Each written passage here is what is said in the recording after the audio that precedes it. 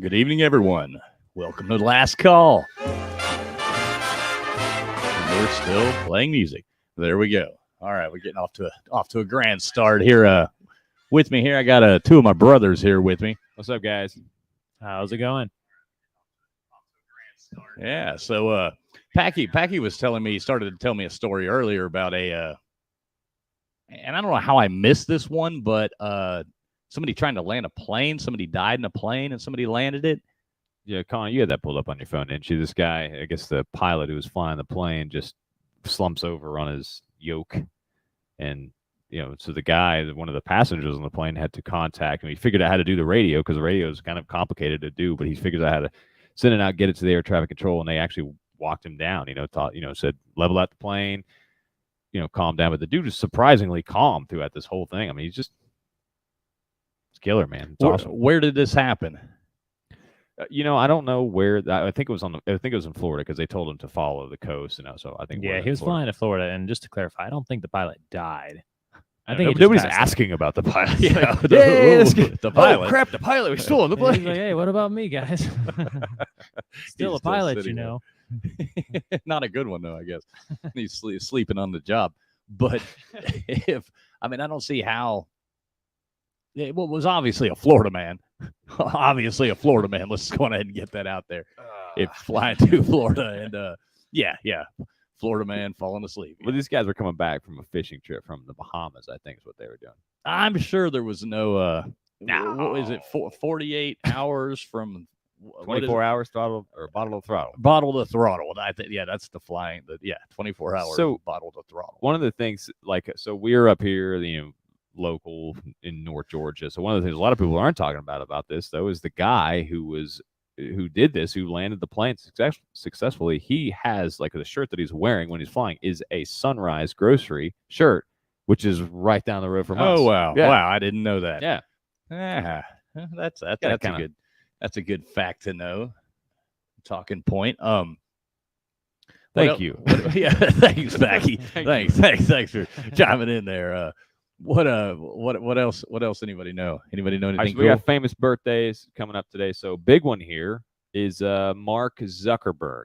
And before we started the show, I wanted to talk about some stuff about how Mark Zuckerberg may or may not be a lizard alien person. But now that I have fact checked that, and I have fact checked it. So according to USA Today, fact checked this false claim. Fact checked by USA Today. Fact check. False claims that Jeff Bezos is an alien reptile too. So they have fact checked both of these, and they're confirming that they are not. So we're good. So now our news is wasting its time with fact checking whether or not this picture is real. Meanwhile, Mark Zuckerberg puts out a statement about this, and this is back in 2016, by the way. He says, "I am not a lizard." Mark Zuckerberg is latest celebrity asked about reptilian conspiracy, and he says he is not a lizard, which to me is exactly something a lizard would say. Would say for sure. If you asked any lizard, are you a lizard? They're gonna say no. So we're good. He's robotic though, isn't he? I'm not sure. But he is a freaking lizard. He is a reptilian. Yes, he is a reptilian, and the Earth is flat. So, gonna fall off the side. Jeffrey Epstein killed himself. I don't know if you're allowed to say that on YouTube. Well, Connor's Guess first we'll find statement out. gets us kicked off. Grand opening, grand closing. Thank you very much for tuning in. And Mark Zuckerberg is not actually a lizard, just to clarify that. We'll make a sure. robot. I did say he killed himself. Just like everyone knows that he did. Right. Okay. Yeah. There is no recording of this. So moving forward. So yeah, if anybody wants to come on, we got these trivia cards sitting here. If anybody wants to jump on with us and just I don't know, tell some lies about famous people and answer some cards, you're more than welcome to pop in. I put the StreamYard link in the chat, so feel free to jump on. Maybe we'll get another kind of competition going or something. Maybe talk about some prizes. Maybe we'll see what happens. But jump on in, Packy. Just for fun, do you want to try to answer a card here? Sure. What you got there? Okay. What river is known as China's sorrow because of its flooding? I have no idea. Any idea, Connor? Passing that one over to you. Now let's move it on to Brent. Well, I have the answer, just in case you didn't know that. I do have the answer, and it would be the Yellow River. Ah, yes, the yellow. The old Yeller. I was gonna say brown. It's the old Yeller River. Okay, Packy, maybe you'll do better here. Who portrayed Private Detective Philip Marlowe in Robert Altman's The Last Goodbye, or Altman's? I have no idea. I got to give some of your watchers credit, man, because they come on here and they know a lot of these answers. Well, you have some people like that Jeff Webster guy, and he just knows too much. But he's the reigning champion with five out of 6. What if he is a lizard alien as well? Jeff Webster isn't? I mean, I don't know. He doesn't look much like Mark Zuckerberg, thank God. All right, Peggy, how are you on history? Go for it. What country did the Allies invade in World War II's Operation Avalanche? Italy. You answered that quick with confidence. I watch a lot of Nazi mega structures and a lot of. Well, you Nazi are gold. correct. You're I know I'm right. okay. Your History Channel watching has paid off. Would you have known that, Connor? Absolutely not. No. Okay. All right. Well, at least you're off to a good start there. With your history, arts and literature. Are you any good at arts and literature, Packy? Yeah, well, considering I do have a degree in women's arts And bowling. horticulture, yeah, it should be pretty good. All right. Well, good to hear. Good to hear. What was Superman's name on Krypton? Should be an easy one, but I didn't really read I was never a Superman fan, really. I like the Batman stuff, but I never really got into Superman. What was his name? Oh, come on now. Do I need to pass this one off to Connor? Nah, I was more of a quail man sort of guy.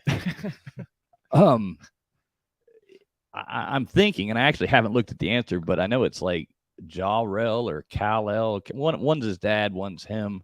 I think he was Jal-El. Nope, Kal-El. Kal-El was Superman. Hey, man, Was throw your Superman's name. comments up there. Let me see if anybody's commenting. There you go. Yeah, who do we have here? We got Doug the guitarist. What's up, Doug? My daily vlog. Thanks for coming on. Maui Howie. Hello from Thailand. Huao Hin, Thailand. What's up, Maui? Thanks for being here. Doug from Canada. Thanks, Doug. Thanks. That's a long way away. Then Chase Woods, thanks for joining in. Fishing football. Yo. I don't know where you ever heard that before. Chase Woods is how long are you going to be on? I mean, dude, last time you were on till like 5 a.m. Well, there's no telling. There's no telling. I don't set an hourglass. I accidentally broke it last time. But yeah, thanks guys for tuning in. I put the link in there if anybody wants to jump on and try to answer these. I'm running these. Packy's doing pretty good. What are you at, Packy? I have 1. 1 for 4. 1 for 4. Well, 1 is the average. 1 is the average that anybody can get right. on his, or at least as far as we know as of now. I'd like to see that average go up. Maybe. Congratulations, Packy. You're average. You are average, just like Mom's always told you. Okay, well, science and nature. And my wife, too. I wasn't gonna say it. Wasn't gonna take low jabs. Yeah, average. Go ahead. Okay. Continue your card. Moving along now. What's the more familiar name of the Himalayas Yeti? Oh, if you missed this. Abominable snowman. Bigfoot. You are correct. The abominable snowman. Nice. Yeah. At least he knows. I'd have had to just, I played enough ski free. Okay. Well, so too, now you're a little bit above average. Mom will be proud of you. You might get an extra Pop-Tart tomorrow. What stone is used in the manufacture of billiards tables? Slate. Slate. You are correct. I've moved enough of those to know you can't break. Yeah, the good ones. Good Not ones. those ones that people give away and you The sit good there and ones. pick up the old plywood. Yeah, like the ones you Instead put quarters in. You know what I mean? Those are good. Wait, are we still talking about pool tables? Or okay. Well, yeah, fishing or chase. If you want to jump on here and try to do one of these, that would be fun. You got Packy's winning for the night. I'm waiting for a Jeff Webster sighting to try to show up. Somebody's going to go because 3 out of 5 or 3 out of 6 is good. Connor, how you feeling? Feeling pretty smart tonight. Are you now? You look pretty smart. Yeah. Okay, you want to go geography? Sure, let's do it. All right. What U.S. state has the longest coastline?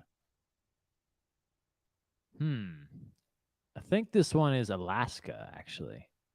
I think this is one that I might know.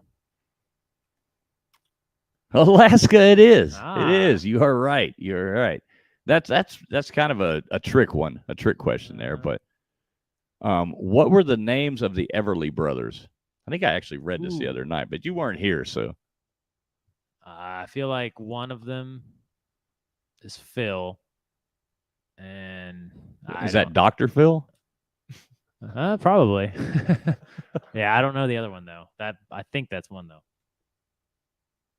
Yeah, Phil and Don. I was gonna say Don. Yeah, if only you'd have known Don. Mm-hmm.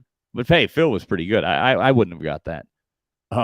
Who commanded the French forces at the Battle of Orleans? Ooh, that's easy. Oh, Joan of Arc. My girl. This is a pretty easy card. Mhm. That's I Noah's know, come on. wife. Noah's wife is Joan of Arc. Oh, okay. So yeah, you got. Come on, keep them coming. Well, you're one or 1 for 2 or 2 for 3. 2 for 3. 2 for 3. Okay. All right. History. Let's go. Arts and literature. Yeah, I'm backing up. You got me all flustered. Kind of like in foosball when you. Mom always said I was a smart one. Yeah, he was. Yeah, she kind of favored him too, but All right. Where did the Wizard of Oz live? Oh, come on, man. This is easy. The Emerald City. Oh yeah. Did you know the song? Which one? When they're marching to the Emerald City. Follow the yellow brick road. I just wanted to see if you'd sing into the microphone in front of these fine people. See how many of y'all we can run off. Thanks for tuning in. Now Connor's gonna sing a song, do a musical from the Wizard of Oz. Okay. What is the date when the sun is directly over the Tropic of Capricorn? Oh, so easy. Yeah, I have no idea. Well, think about it. Paggy, you got a guess on that? Directly over the Tropic of Capricorn. And Equinox. No. What is the date? Yeah, what is the date when the sun is directly over the Tropic of Capricorn? June 21st. March 6th. Feeling really good about that one. Maybe like right between the two of you. How many chances do I get to answer this? And this answer's pretty funny too, because the actual answer is December 21st or 22nd. Oh. So you had a 2 in 365, chance of getting that right, but you did not. Now Connor's a big sports guru. Oh yeah, I love go sports. Team.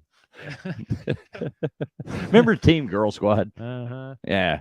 Does anybody watching this right now remember Teen Girl Squad?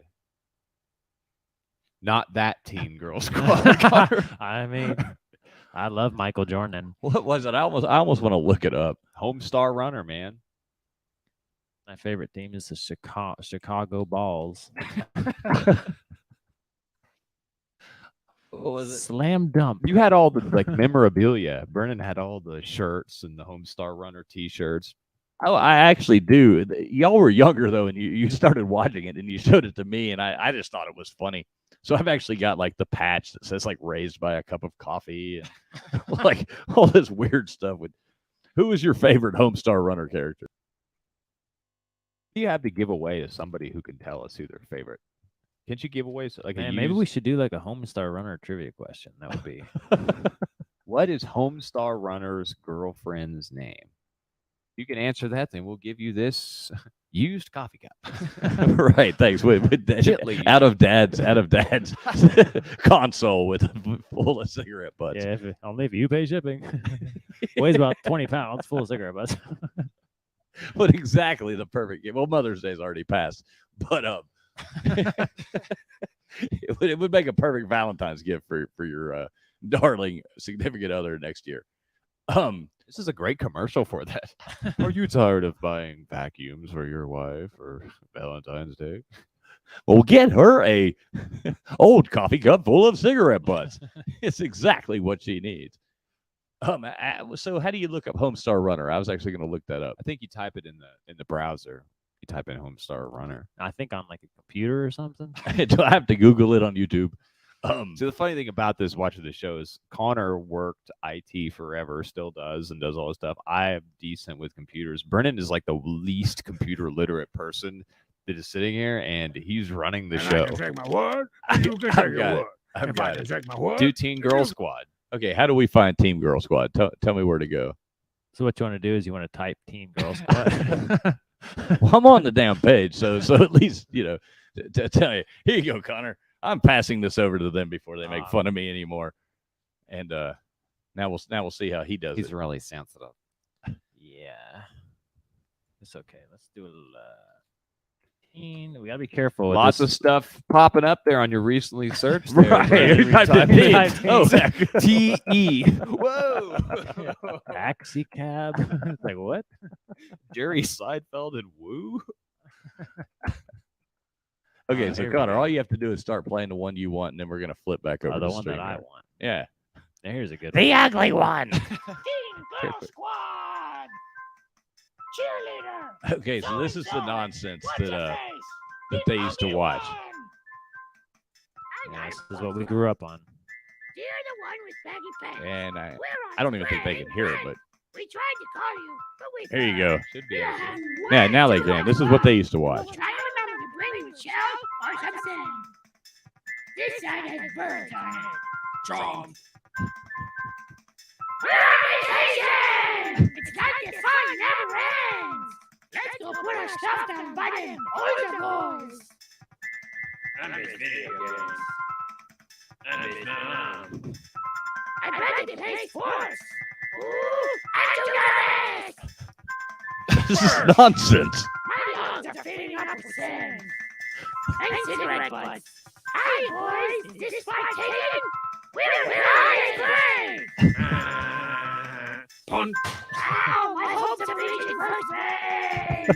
Oh, that's just my little sister who's at least 5 years younger than me. She's never kissed a boy. You think the same age. I'm finding already. Sailing mishap. What I is miss this? her. This is horrible. I miss video games. I hope nobody cool or famous is staring at me.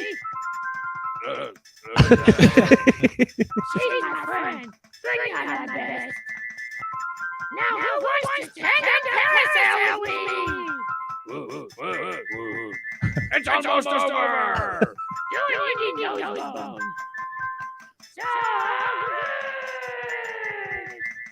I think my friend and some presidents just flew by. Late 367 at the boneless. Sweet move, Thomas. Now it's over. That was horrible. It's like I liked that at one point. So this is what they used to watch growing up. But I actually started watching it too. And it was yeah. So anyway, That moving ridiculous segment brought to you by Carol Mikes. And Sunrise Grocery. yeah. Thank you to Carol Mikes for your not sponsorship. What's up, Joey Foster, Fishing Football? Do you have Nice. any Joey Foster? Do you have any idea who Teen Girl Squad is? No, but Joey does on his YouTube page. He captures a UFO. What I think looks like a UFO. It's a pretty cool video. Actually. Joey, I put the link here. I'll put it again. I know you like to do trivia sometimes. Hey Joey, just so you know, like you're just now popping in. Mark Zuckerberg is not a lizard alien. Okay, it's they fact check it, so you're good. USA Today fact check that. Yeah, Say and he they wasn't. put out this picture too, just proving it to us that Mark Zuckerberg was not an alien. There's no doubt in my mind that this man is not a reptilian or it's totally they fact checked the story. He actually had a statement, and he said, "I am not a lizard alien." I mean, that's all the proof I need. That Yeah. picture right there. It's exactly something an alien would Look at say. his teeth, though. Look at those canines. Fangs, man. Do you think that's photoshopped? The teeth? I think the teeth maybe, but I don't think anything else is. Well, of course not. No. Everything in the background. It's a looks- really random picture, though. If you think about it, it's like Mark Zuckerberg, lizard alien, standing in the middle of a desert, in front Well, of a cactus. let's run that by our photo analysis department. What do you think, Becky? I think something's fishy here. I This does look like it could be in Roswell. think they made his eyes a lot bigger. You think? No, I'm going with they Normal? yeah. This is a real picture. I think the real story is behind that cactus over there, though. That cactus. So now, is it true? And I don't know. Nobody can look this up. But isn't it true that those cactus that grow, and they do the little one sticking out one way and then the other that you always see? Now, isn't it true that they only grow on two opposite sides of the world? I don't know that. I don't know the answer to that. I think it is. I'm not sure. All I know is that the coyote runs into a lot of those freaking things. You know what I mean? Oh, that's. I feel sorry. I feel sorry for that guy. Wild E Wild E coyote. Wild E coyote. Can we talk about that, or is that going to get us kicked off? Is that like promoting violence or something that we shouldn't be? Yeah, I don't think PETA would like that very Like much. Tom and Jerry, probably. Yeah, PETA, maybe. Now, did you See like that. what was your? Okay, let me ask you this. I'll ask both of you. Packy, you go first. Joey, it's not fake news. Not fake news. Pull it back Trust up me, there. Joey, jump on here if you want to, man. We'd love to have you. Please help us. Yeah, there's a link above, Joey. Like Jeb Bush. Please clap. Jeb, I love what Jeb does. Absolutely weak. Oh yeah, you're real tough, Jeb. Jeb Bush, horrible. But so That's no, all you have to say. That's like a joke in itself. It's like Jeb. Jeb Bush. Jeb. Packy, what was so growing up, what was your favorite cartoon other than Teen Girl at Homestar Runner?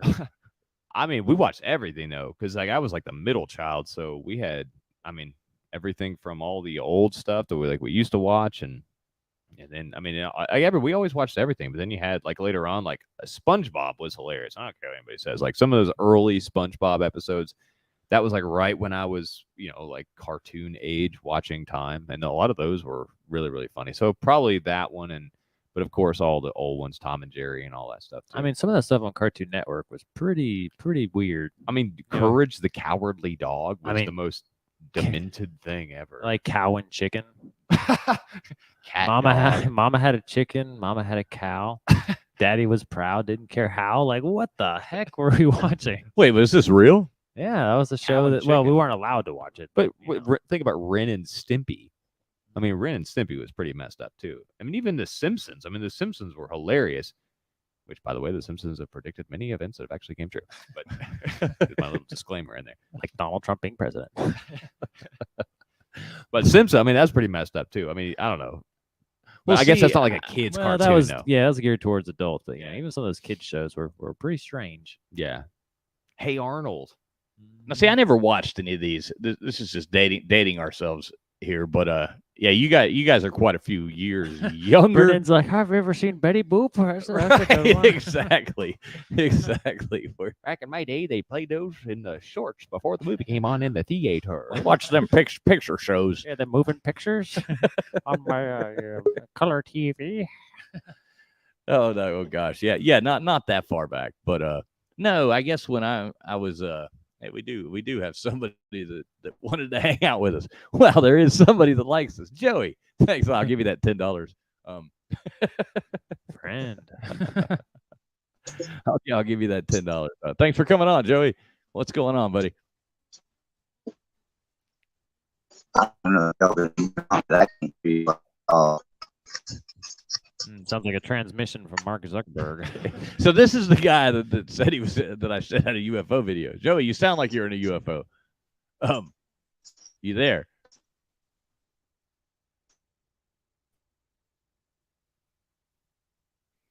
He is emitting some strange alien behavior. if you ask me. I'm thinking he's a lizard.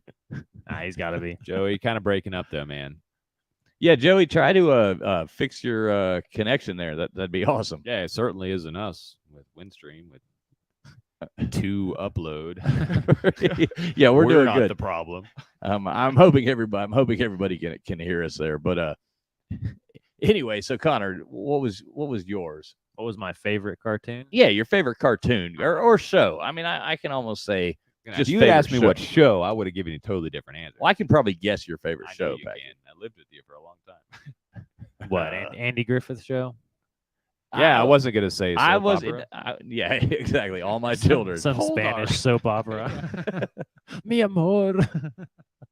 No, I think I would have guessed Malcolm in the Middle, Packy, but that or Andy Griffith. Andy It was Griffith. a flip of a coin. Andy Griffith Show is the greatest show ever made. I don't care what anybody says, and I like all the old stuff too. I like the new stuff, and I think that it goes like Andy Griffith Show, but then like Breaking Bad and Better Call Saul are up there with like in my opinion the best. But then Malcolm in the Middle, as far as a comedy goes, yeah, I mean, and then you have like if you want to be, later on in the episodes, kind of whiny Hawkeye and stuff. MASH was a great show too.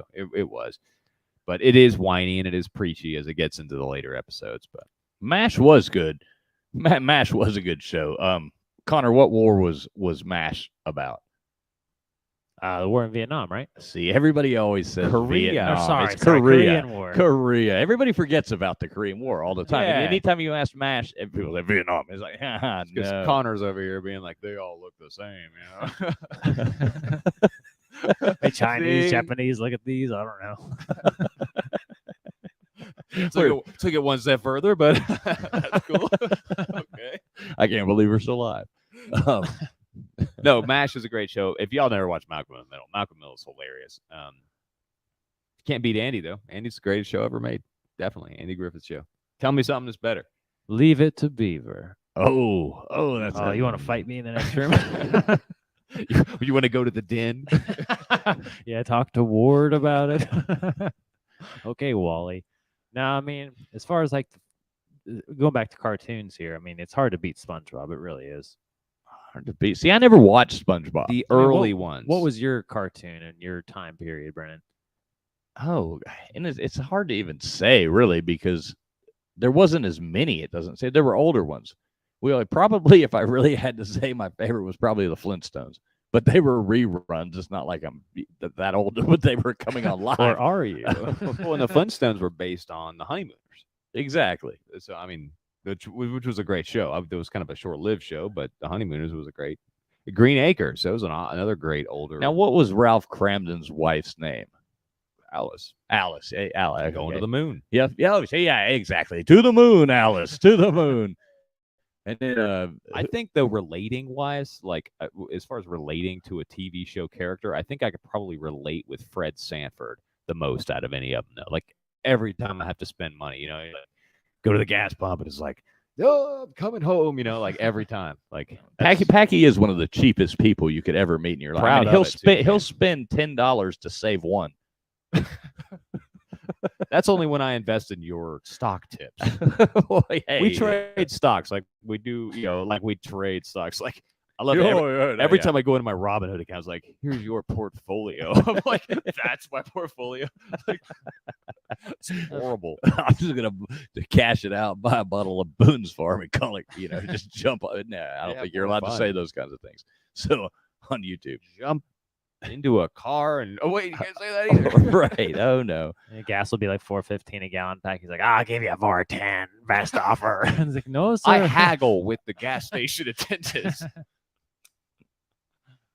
Now I will say something funny. My wife, y'all know her obviously, but when she first came here, you know, in Indonesia, everywhere you go, everything you do, you haggle the price no matter where you are.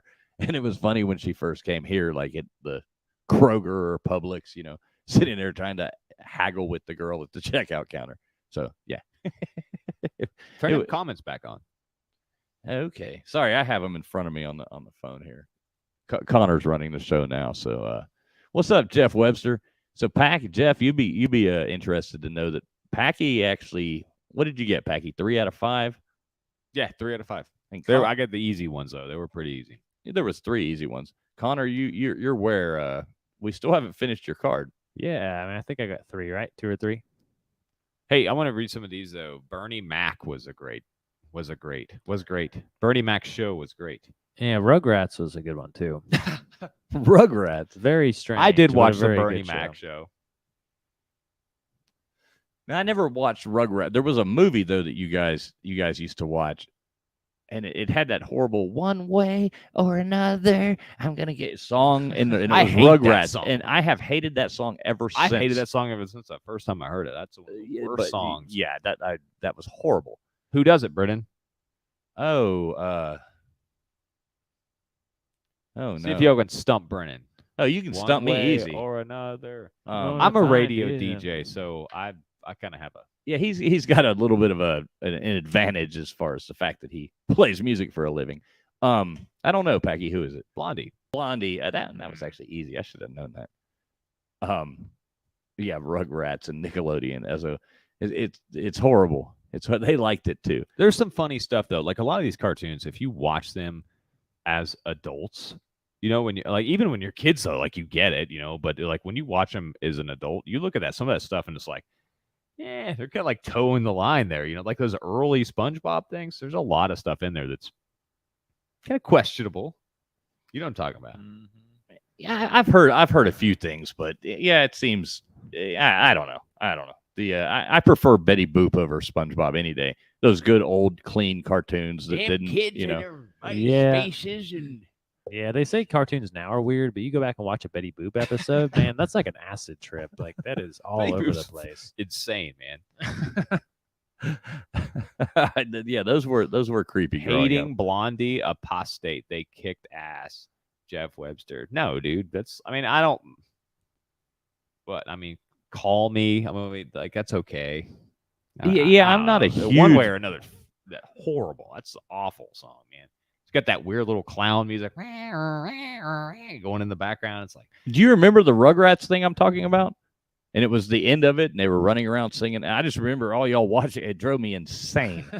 It was the most horrible things I ever listened to. Fishing football. I feel you, man. I know. Been there. What's up, Pigskin Pete? Really? What's up, gentlemen? How you guys doing tonight?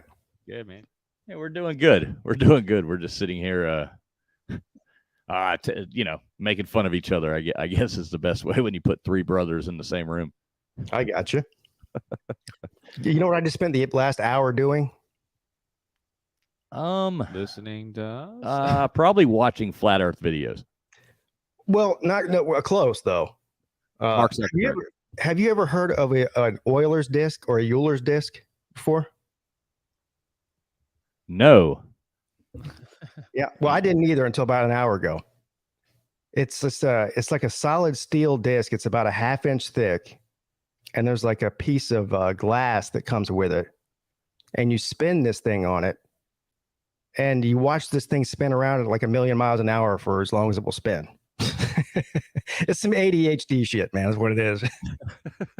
No, I was thinking it was like a body part or something. Like, oh, my Oiler's disc is acting up again. So no, like, where did you find this? Where do you think? Amazon? No. Well, yeah, you actually can buy them. I'm going to buy one too. I think they're like $35 or $40. But I was on TikTok when I saw it. Oh no! Oh Yeah. no! There was 4,000 people watching this guy spin this disc. Oh, so you've been so this isn't in person. You've been sitting there on No. TikTok watching a disc. I checked spin. my phone and I saw the guy spinning this thing, and it's mesmerizing. And before you know it, an hour goes by. I go, what the fuck am I doing? I don't think you should buy one of these. Why not? Why? I mean, if you can watch it on TikTok for over an hour, and if you owned one, that could be very bad. Yeah, I want to do it though. Hell, I want to do it on YouTube. It's fun. You have to watch it. Pete's doing a lot of TikTok lately. Dude, Yeah. TikTok, man, it's like, you know how when you first sign up for it, it's like, just continue to watch TikTok for, you know what I'm talking about? It's like, it wants to like algorithmize you, you know, and like see what you're interested in. I mean, mine's just like chicks in bathing suits. It was like 2 seconds. Like, okay, you're done. We know everything about you. It's like, Well, that is. and I was like, I can't even like open it up around other people. It's like, oh, every time I check, it's like, and why aren't you in uniform? It's like, oh no, okay, I just hips to the ball. This one goes to the. I made it. hey, man. Joey, you made it back. Made it back. Ah, cool. Pete, what did you do tonight? Anything fun? No, we're just hanging out at the house. I Nothing gotcha. fun at all, actually. What about you, Joey? Me and my wife played cornhole, a couple games of cornhole, and we cooked out on the grill. We had a nice day. That sounds awesome. Who won man. the game of cornhole? She won both of them. Oh, okay.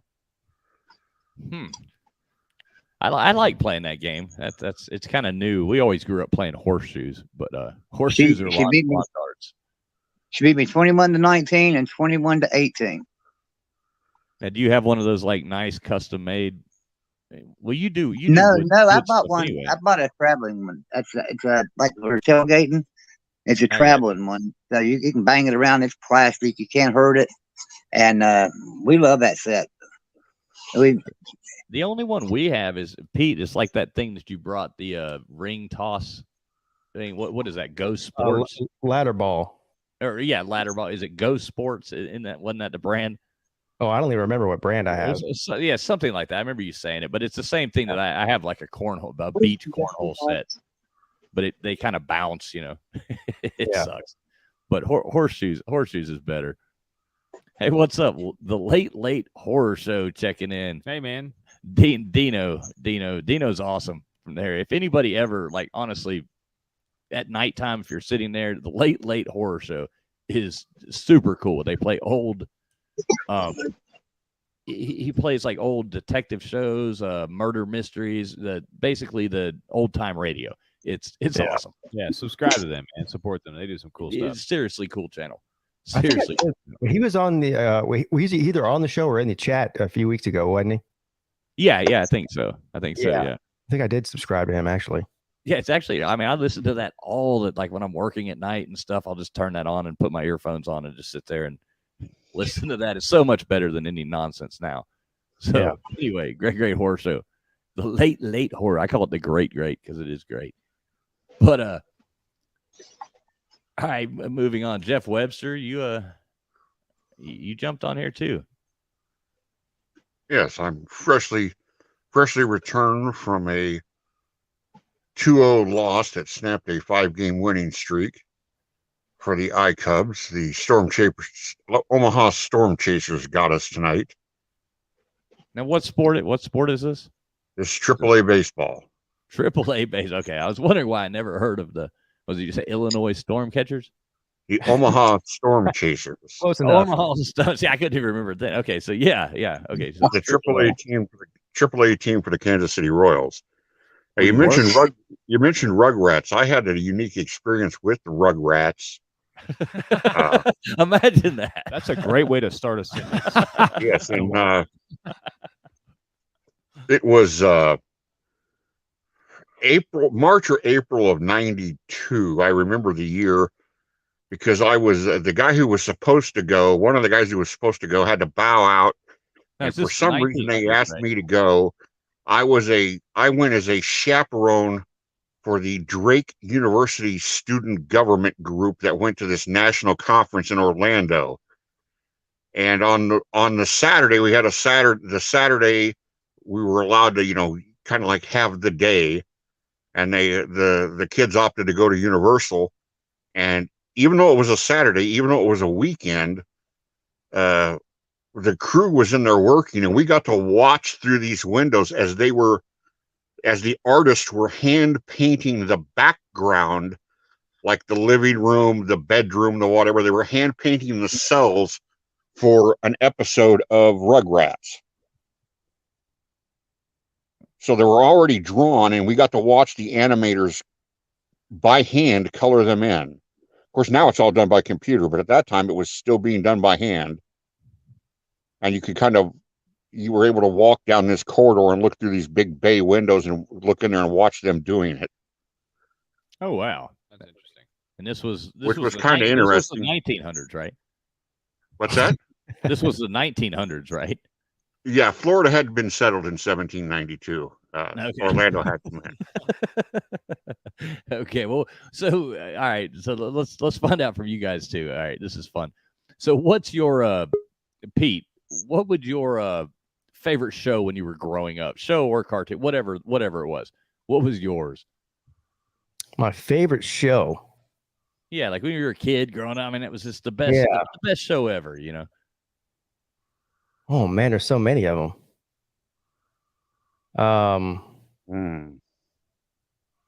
I would have to say, growing up is a long time.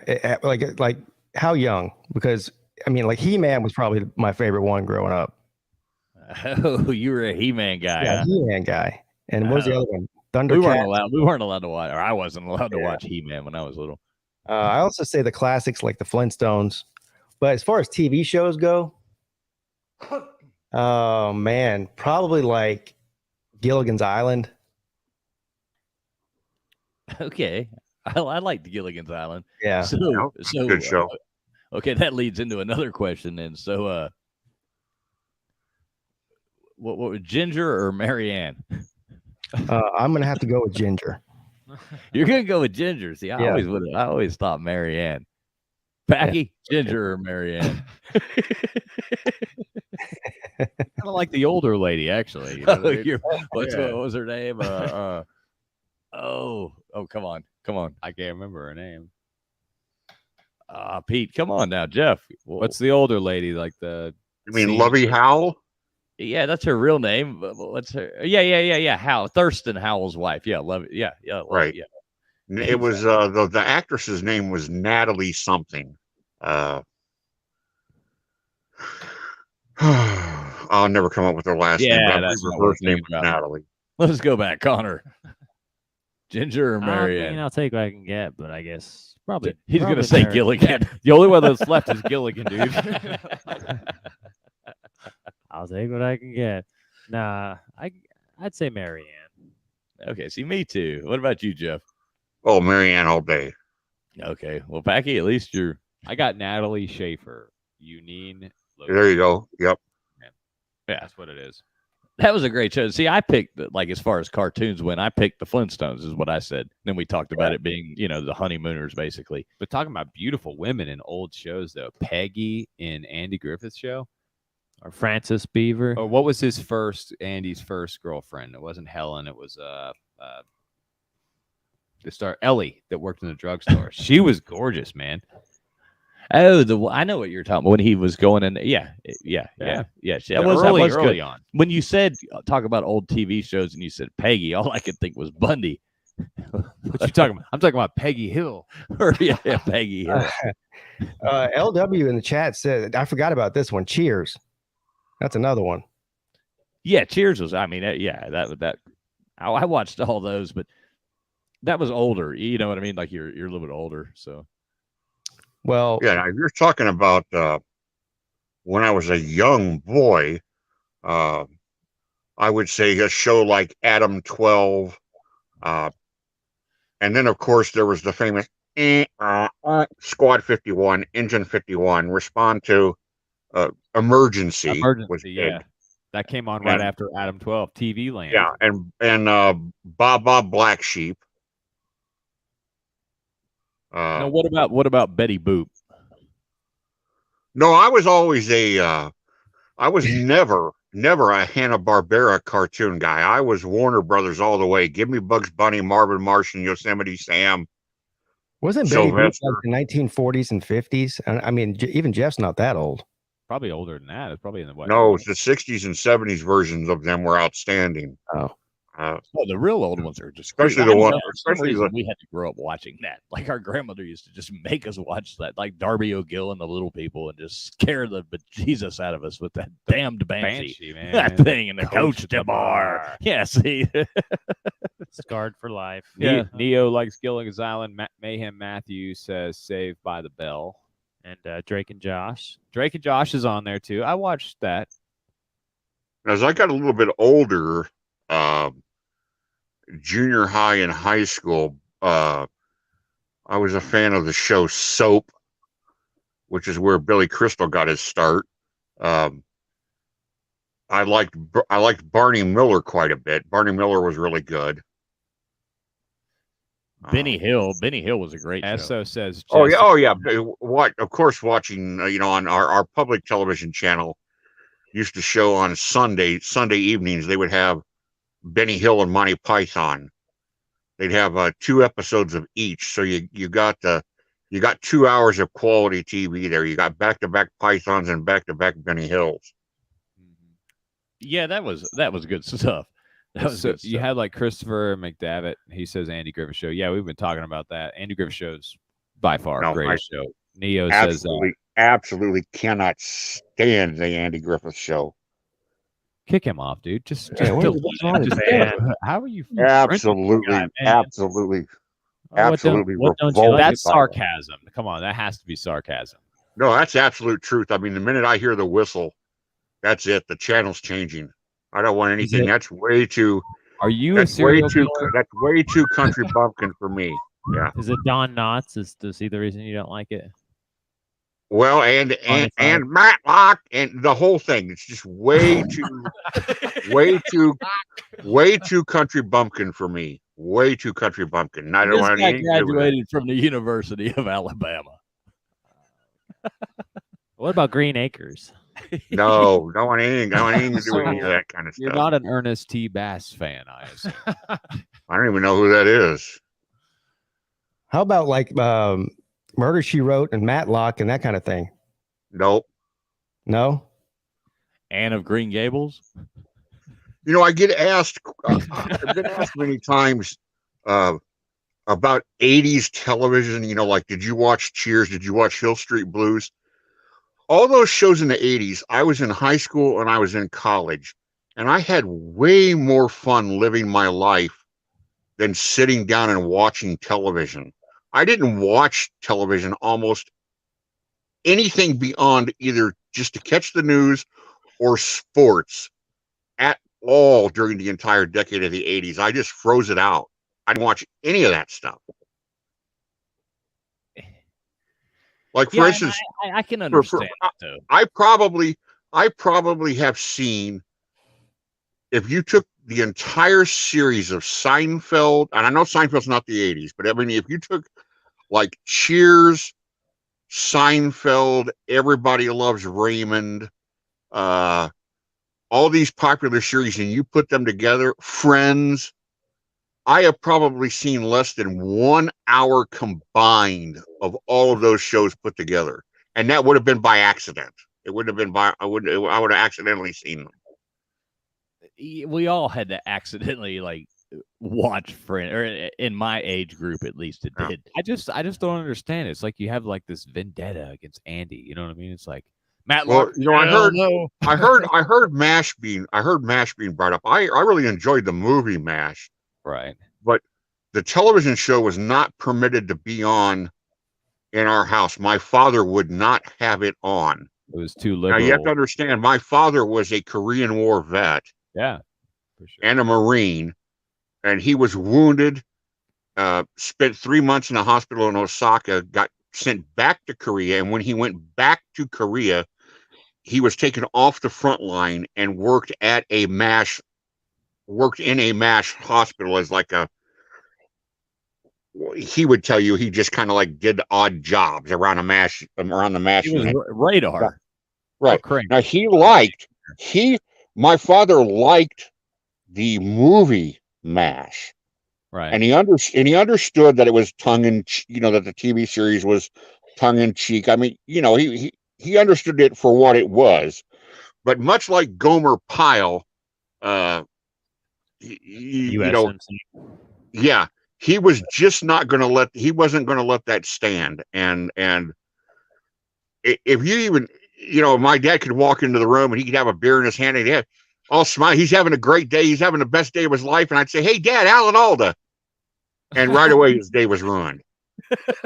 He was whiny though, really. I mean, I had to say MASH because I've watched it so much. It's a good show. It's well put together.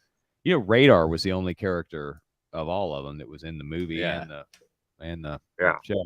But Yeah. Well, hey, MASH talk. It was funny. Hey, let's let Connor. I got to let Connor finish answering this question though. We were doing these cards, Jeff. So what I want to start doing, I want to figure something else out. We got to have like a champion of the night, and figure something out. I'm going to work on it, but let's see. Packy got 3. He actually got 3 right. don't laugh. You're like so surprised. Well, I was surprised. Mom always called you the special one, so I wasn't quite sure. But Connor, where are you at? I got at least 2 or 3. Hey, you got the Florida coastline. You got Joan of Arc on the thing, and you got with it. He's 3 out of 6 already. Oh, and then you missed the science and nature. Sorry, it's been a while. We got way sidetracked. Sports and leisure. Last one. What team lost a record of 117th game of the season on September 15th, 1962? 1962. How about them dang old Red Sox, man? The New York Mets. Oof. Well, you tied with your brother. That's good enough for me. Story of your life. But yeah, so anyway, there we go. Connor, 3-6, Packy, 3-6, 50%. But the average is what, 1 out of 6? Pete, Yeah, where are you maxed out at, Pete? A lot of people have gotten 2. I maxed out at 4, I think. 4. It's either Jeff? 4 or 5. I think it was 4. And Jeff got 5. Yeah, I got 5, but two of those 5 were like bonehead easy questions. I mean, it was, to be perfectly fair, 2 of them were pretty simple. But that's the fun of it too. You just end up getting the card you get. Some of them all the damn Right. answers, and you luck out.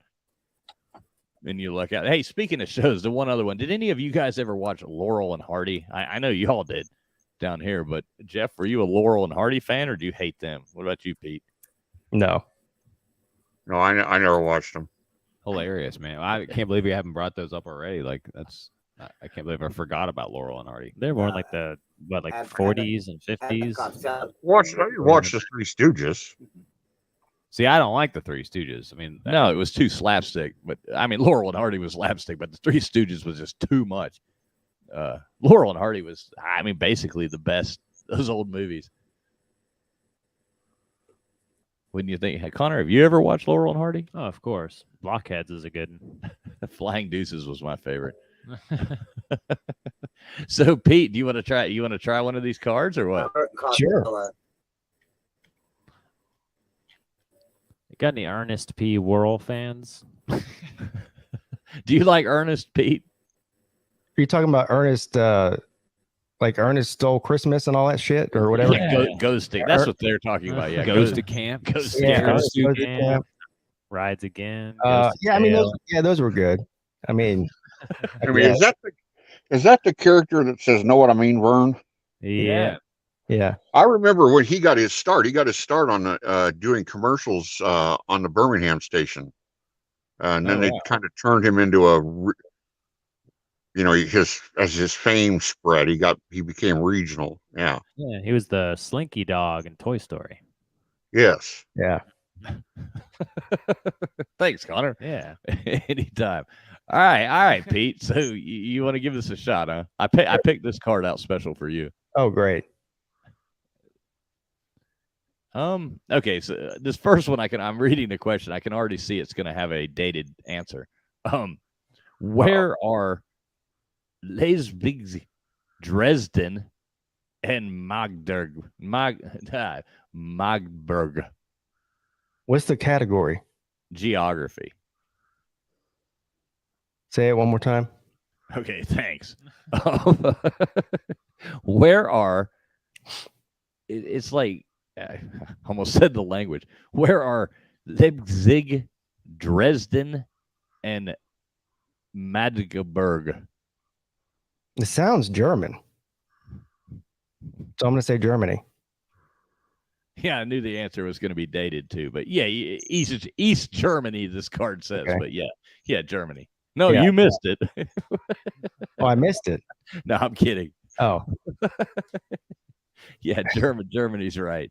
I hate that with these cards. Sometimes you actually have to think of it. It's like when we play this like with our family, and these ones come up like that in any situation, it's always like, oh no, you didn't say East Germany. You know? oh yeah. But Germany has, East or West has such a distinct, all their cities are very different than anywhere else in the world, the way they're pronounced.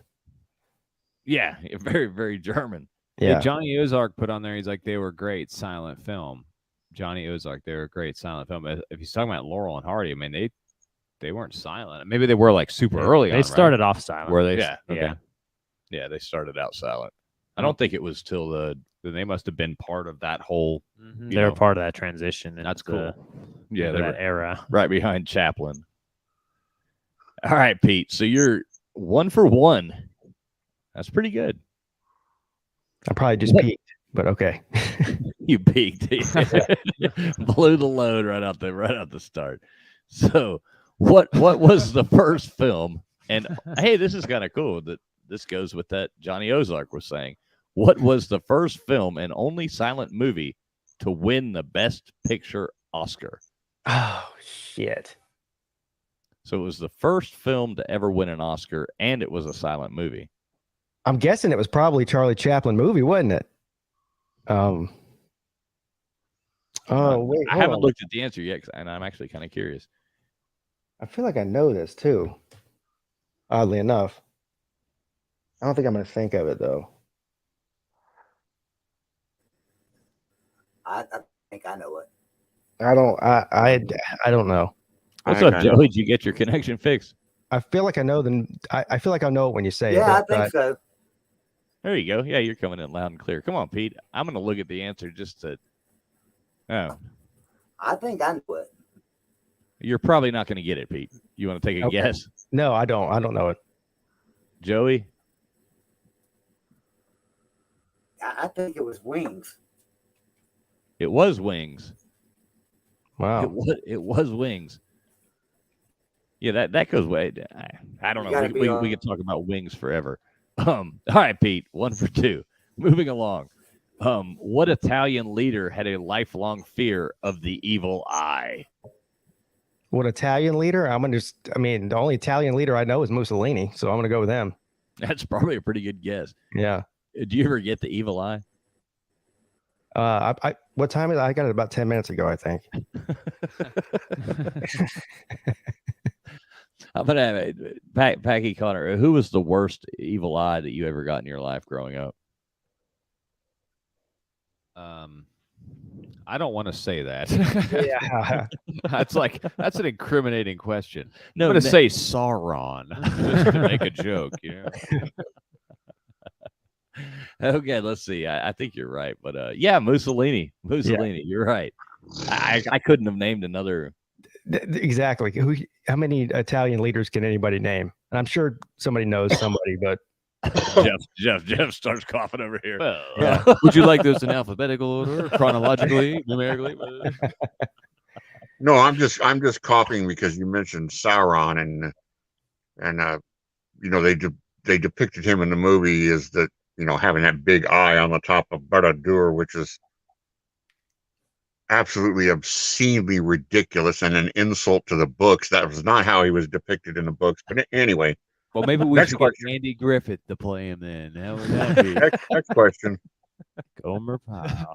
Sauron. Well, Frodo, that leaven bread is good. Just like the way A&B used to make it. Get Otis to play the role.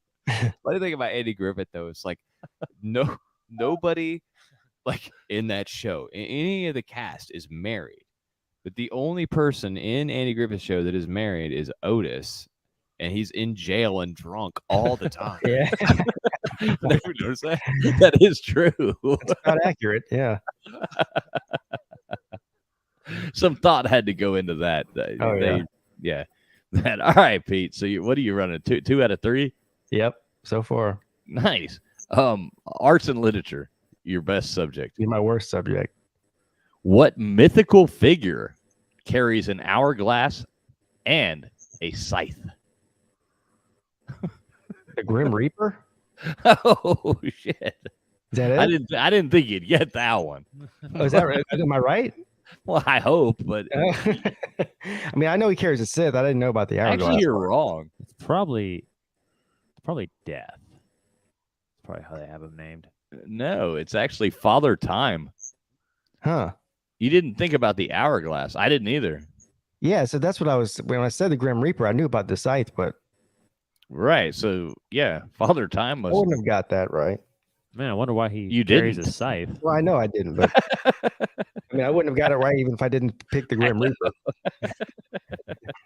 Like I wouldn't have got that right. It's like well, no shit. Oh. All right. So you're still 1, 2. What are you? 1, I'm 2, 2 of 4. 2 of 4. Okay. So science and nature. Put on your lab coat. Here we All go. right. What science deals with the structure of the universe and its origin? Theoretical physics.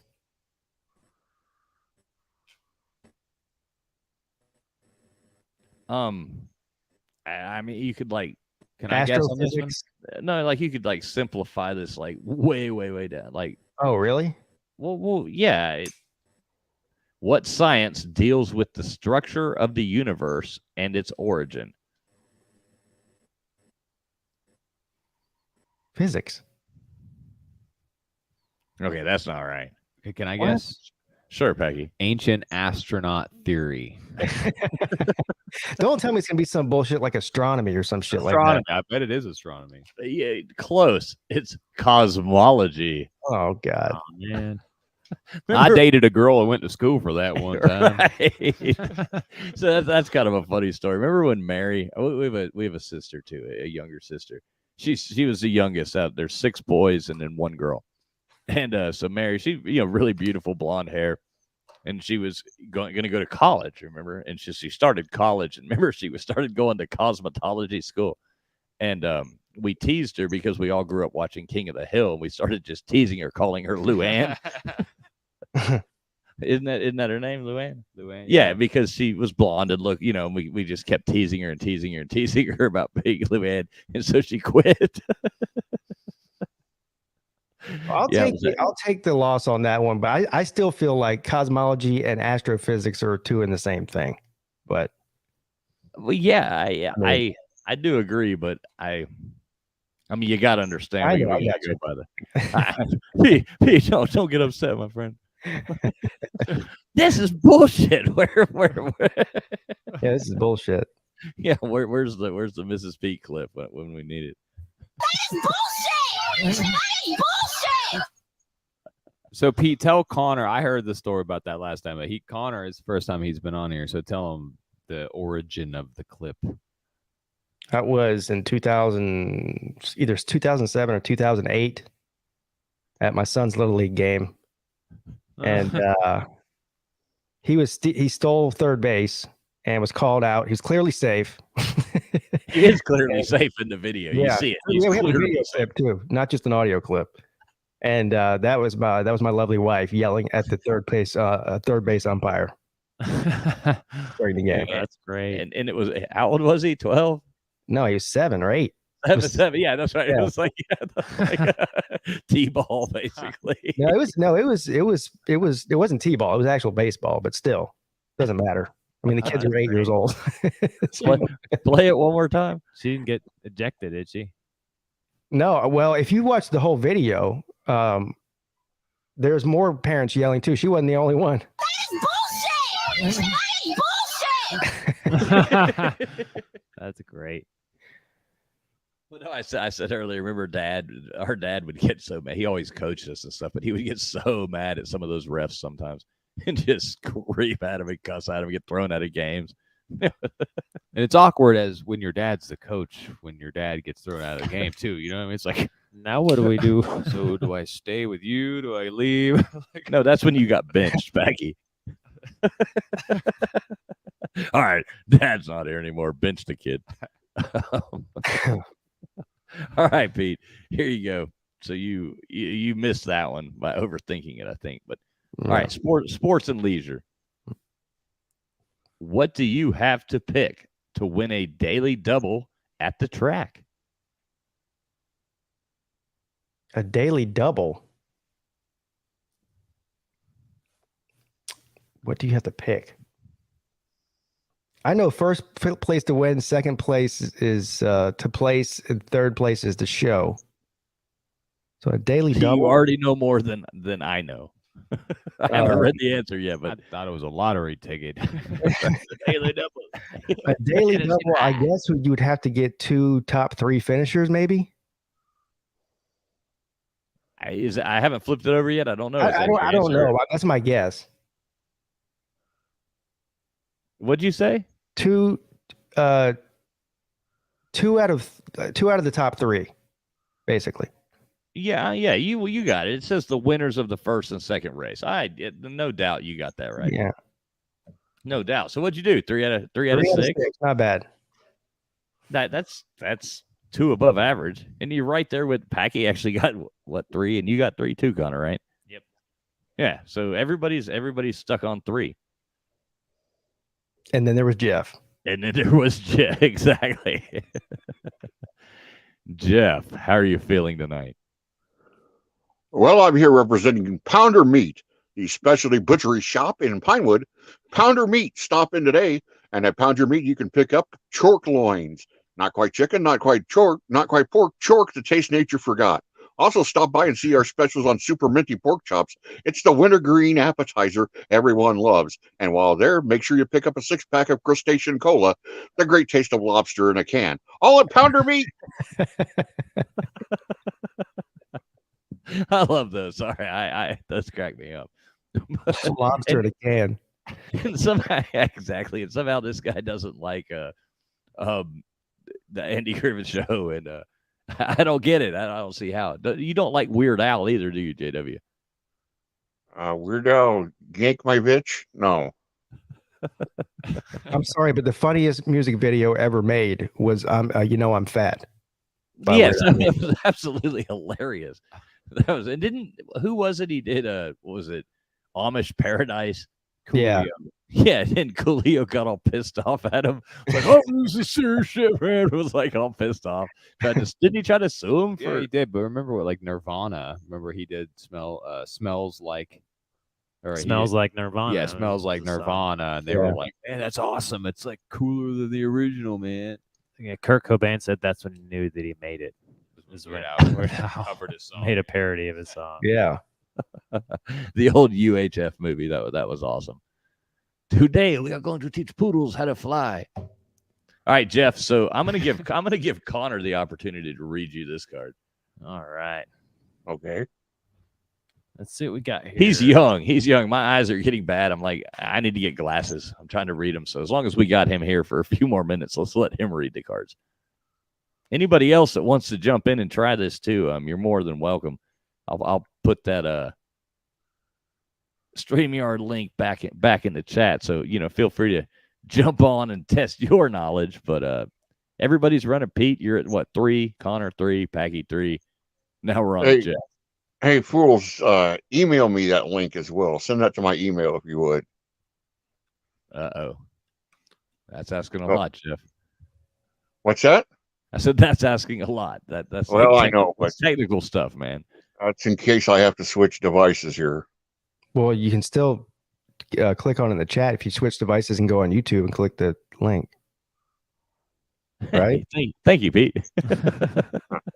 There you go, Jeff. Okay, sorry, but I mean I can do it, but it would take a while. No, the reason why I say that is because I have a Flintstone era aged tablet and I can't open the chat when I'm on that tablet. So therefore I can't see the link. Mm. I'm doing it right now, Jeff. I'm doing it right now. I'm figuring it out. I got it. Yeah. If you have his email address, it's easy to do. I do have his Yeah, email it's just- address somewhere, but It's now I like, have to. it's like that episode of South Park when it says we got to find some place that's behind the times, and Kyle says I found it, and he's got a pamphlet for Des Moines, and he says, look, here's a magical place where it's 3 years behind everybody: technology, culture, society. You'll fit in perfect. And it was like, Des Moines, what the hell you want to go there for? And I was like, yep. Well, there you go. That's where I live. 3 years behind everybody else. Okay, Jeff. Whatever's hot, whatever's hot right now. now, whatever's hot right now, we'll get it about 2024, 2025. All right, there's your link. It's in the same one I sent to you last time. The same All right. email thing. So, all right, Connor's got your question for you. So, Yeah, your fate is in Connor's hands. All right. I hope this is a Let's see good how I can embarrass myself here. question. Number 1. What is the second most common surname in America? It's a really specific question. Second The most, not second, first the most. second most. Okay. Second. It's not a very good question. Well, this is just one of those you're just going to have to guess. So I'll it's just like, how could you ever possibly guess this one? And this right. was I'll in, just say I'll this was say in that, 82 as well. So, yeah. I'll say the second most popular is Johnson. Wow. Okay. That's right. Oh, It man. is? That's actually right. Yeah. That's just a That was stab so in the bad. dark. And- That was just, yeah. It was going to either be Smith or Johnson, right? yeah. Yeah. I was going to say. I was thinking Smith, Jones, or Johnson, or maybe Washington. Yeah. That's good, Jeff. Jeff's Yeah, off to a that's- off to this a was great shot in the start. dark there, but you got that one. I'm as surprised as everybody else. I mean, Okay, awesome. You're 1 for 6. What movie teachers students were la creme de la creme? what movie? Say that again. What movie teachers students were la creme de la creme? Okay, a movie teacher. The students for that teacher were la creme de la creme. Okay. Music teacher, he said. Movie was what movie teacher students? Oh, were la movie. creme de la creme. Yeah, Okay, movie. sorry. Yeah. Movie teacher. Yeah, I hate the entertainment category.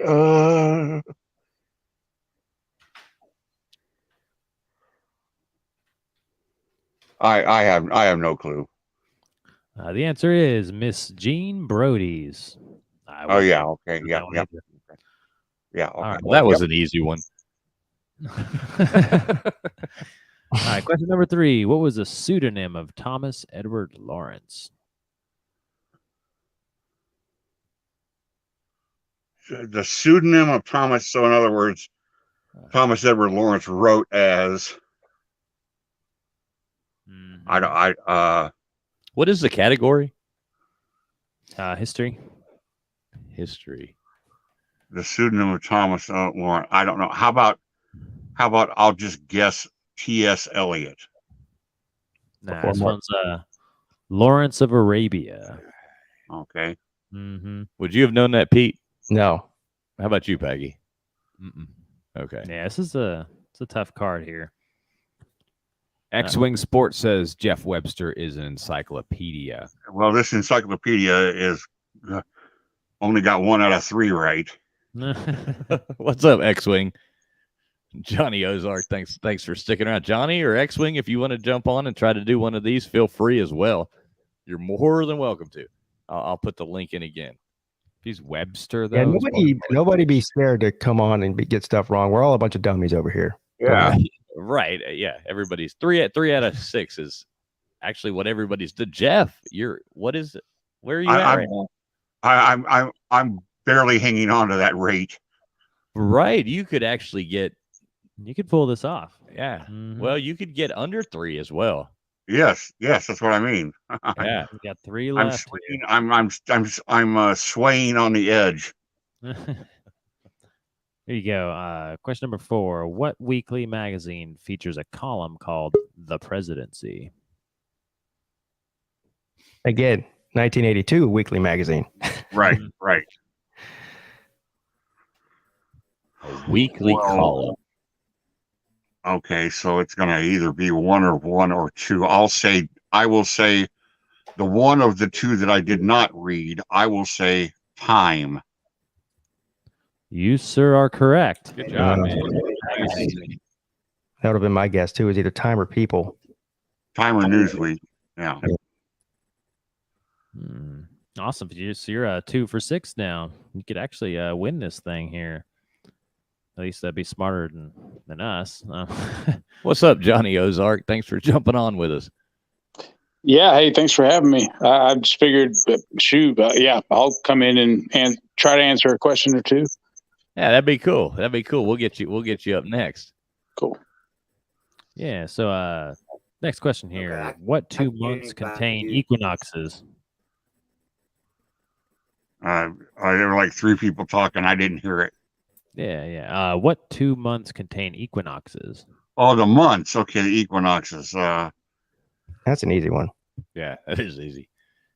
Well, it's the spring and fall.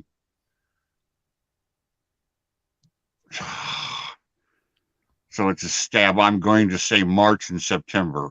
Yes, sir. Okay. So you are, what is that, 3 for 6? Yeah. Mm-hmm. Now, I'd Well, like to yeah, add a little something maybe. about I would like to add a little something about the equinoxes. Yeah, that's 3 for 6 there. Which this has to do with the how you know the Earth is not flat. Okay. All right. there you go. JW's a globetard. I tried. I ran this by George the other night, and of course, he saw it but had no idea what I was talking about. Of course, he talked about how the North Star is not constant. That the North Star moves. Of course, it does, because of the body of motion, the way the motion of spheres, and the 3rd law of physics is called the precession of the equinoxes.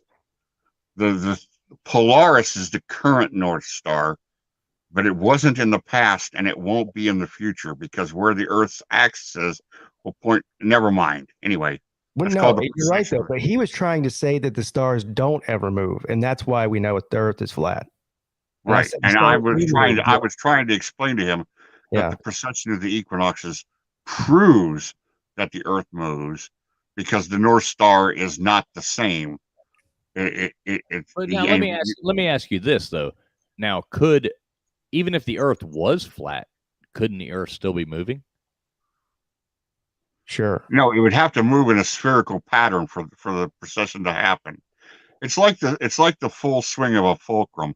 If you let go of a pendulum, okay, it's going to swing. Let's say you're standing there and you got like 100-pound pendulum on right touching your nose, and you let go of it, okay. Unless you move forward, the bob is going to swing away, and it's going to come back, and it's not going to reach your nose again. It's not going to hit you back in the face. Well, George's whole point was and it's hard to debate anything with George because he just goes 1,000 miles an hour, and if you try to dispute what he said, he just moves right on to the next subject without even answering. So a little context here. Some people might not know who George is. I know Packy or Connor. Neither one of them know who George is, but you'd have to. But his whole point with the star thing was not that the Earth is not moving. He said there's no way that we're on a globe that's spinning 1,000 miles an hour or whatever, whatever their speed is. Because the stars would move 1,000 miles an hour. What his whole point was. But I mean, it's simple math. The circumference of the Earth, if you're spinning that fast, that's why there's 24 hours in a day and whatnot. But whatever. Get into the whole flat Earth thing. Flat Earth. Yeah, it's fun to talk about. I watched so many videos when Pete, you and I started talking about the flat Earth, we're trying to draw Pete as well. We're trying to draw somebody in here to come and explain flat Earth, like a legitimate person. We'll get somebody eventually.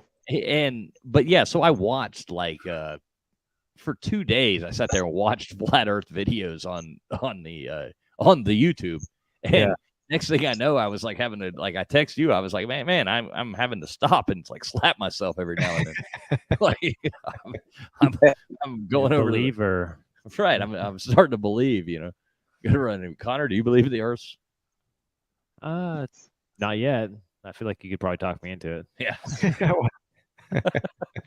But if you think about science, though, and this is all these laws of motion and gravity and all these things, really, it's back in the day, science said that the best medical advice that you could do was drain your blood and the leeches, the biles and all that was science back in the day. And I'm not saying I believe in that or not, but I don't. Can I say? I'm not gonna say anything to get us kicked off, but I heard leeches cure COVID. And thank you, Connor. That's a wrap, folks. I did find it somewhat entertaining today to see the shapely and attractive women who were protesting abortion. Yes, none of whom are in any danger of ever becoming impregnated anytime soon. We're marching around saying, my body, my choice. No man is going to tell me what to do with my body while wearing a mask. All right. Moving, Jeff. Yeah, I'm glad they were wearing a mask. Moving on. Let's not go there. There's two rules here: no drama and no swamp donkey talk. So I couldn't pass it. I couldn't. We're not allowed to talk about swamp donkeys and no drama. So all right, moving on. Connor, you still got to finish Jeff up. Yeah, but I think Jeff's gonna win this thing with this question here. Way too easy. What is the name of Barbie doll's boyfriend? Oh, come on! And we're out of time. Really? Hey, man, after those questions you got, I think you deserve this one. Well, yeah, I'm going to answer it. I'm embarrassed to answer it because it's Ken. So you're saying smarter than us. You're saying your favorite toys to play with when you were young was Barbie and Ken, right? Yeah. Oh, you're talking to him. Yeah. Yeah. You too? Well, actually, my favorite thing to do was to take my take my assorted take rubber snakes or rubber spiders or things like that and put them in my sister's Barbie house and things like that for her to discover later. I'd get that, I'd be in my room. Like you wanted to say something, Connor. Connor had just having some memories of tormenting our sister. Yeah. I remember we used to take her toys and make them go bungee jumping. Yeah. She loved that. Yeah, you'd be in your room playing with the Legos or something, and you'd hear all of a sudden a frightened shriek come out of your sister's room, and you're like, I got her. As our mom tells a story, her brothers actually. Well, first she couldn't reach the light switch, so they would lock her in her room and turn the lights out, and yell that they were the geek of doom and stuff. But then one time she came home and they'd taken. She had this huge doll collection, and they'd taken every one of the heads off of them and had them set up, like looking at the thing, all the heads like piled up on her dresser. But they definitely like the sisters always got us back with the easy bake oven. You know what I mean? Because it's like you run out of the mix and they start trying to feed you all the other things. You know what I mean? Here, eat it. It's like, Okay. okay. That's a cat turd. I'm not eating that. I do remember one particular occasion. I had a. It probably. I mean, it was plastic, and it was one of those snap together models, but it was rather large. It was fairly large, fairly oversized, probably over a foot tall, of a Godzilla, and the fins on his back and his head, and I think his claws were that old early 70s glow in the dark stuff, so you put it underneath the lamp and then it would, glow in the dark. And I put that up on my sister's shelf near her bed, and she somehow never saw the damn thing there. And she went to bed and the Godzilla was there. And I thought it was real funny until my dad explained to me in no uncertain terms that wasn't going to happen again. I did that like recently. I think Packy, I might have gave it to you to scare your wife with too, but that mannequin head, didn't I give you that mannequin head or no? Yeah, I scared my wife with it. Right. Scared his wife. So I'm over at my dad's house, and our dad's house, but he had this mannequin head. So I thought, okay, this will be fun. So I brought it home and I put it upstairs in our master bathroom. I never finished like tiling this one huge shower thing. I just got lazy and quit, to be honest. But so we use it as kind of a closet storage area. So I carried that mannequin head up and I put it and I hung the clothes hanger from the thing and put a coat on it and put a hat on it and put it there and just left it. And about 4 days later, I hear my wife go upstairs and she goes in there because everything else works. There's a tub in there and toilets and sinks and, all kinds of stuff. But she goes in there and she screams so loud. I'd forgot what I'd even done at the moment. I'd forgot about it. It had been a few days. And she screams so loud. It comes running downstairs. And she was like the woman with the roller pin chasing me around the house. Yeah, I'd like to kill her. I It think. was like white, wasn't it? It was like white. Yeah, it's just white I remember pale. you tell me about that. She said, Michael Jackson in bathroom.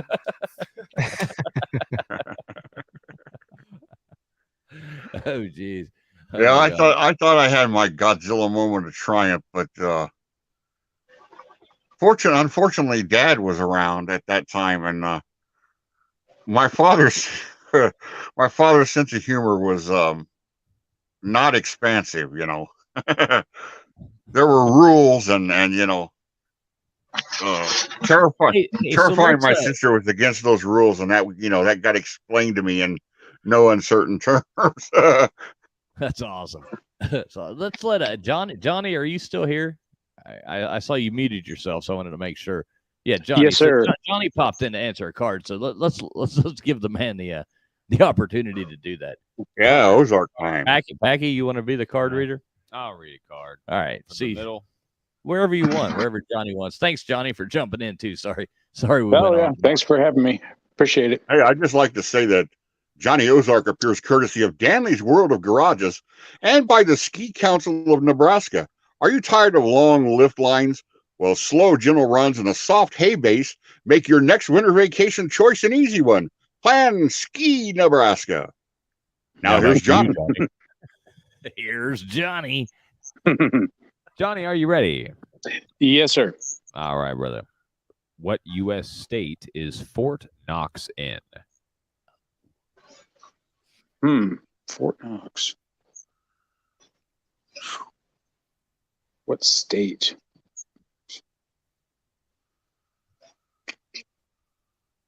I'm going to say Virginia. Does anybody else have a guess? I think I know the answer, but I'm not sure. It's in Kentucky. It's in Kentucky. Yeah, it's in Kentucky. Yeah, that's right. Kentucky.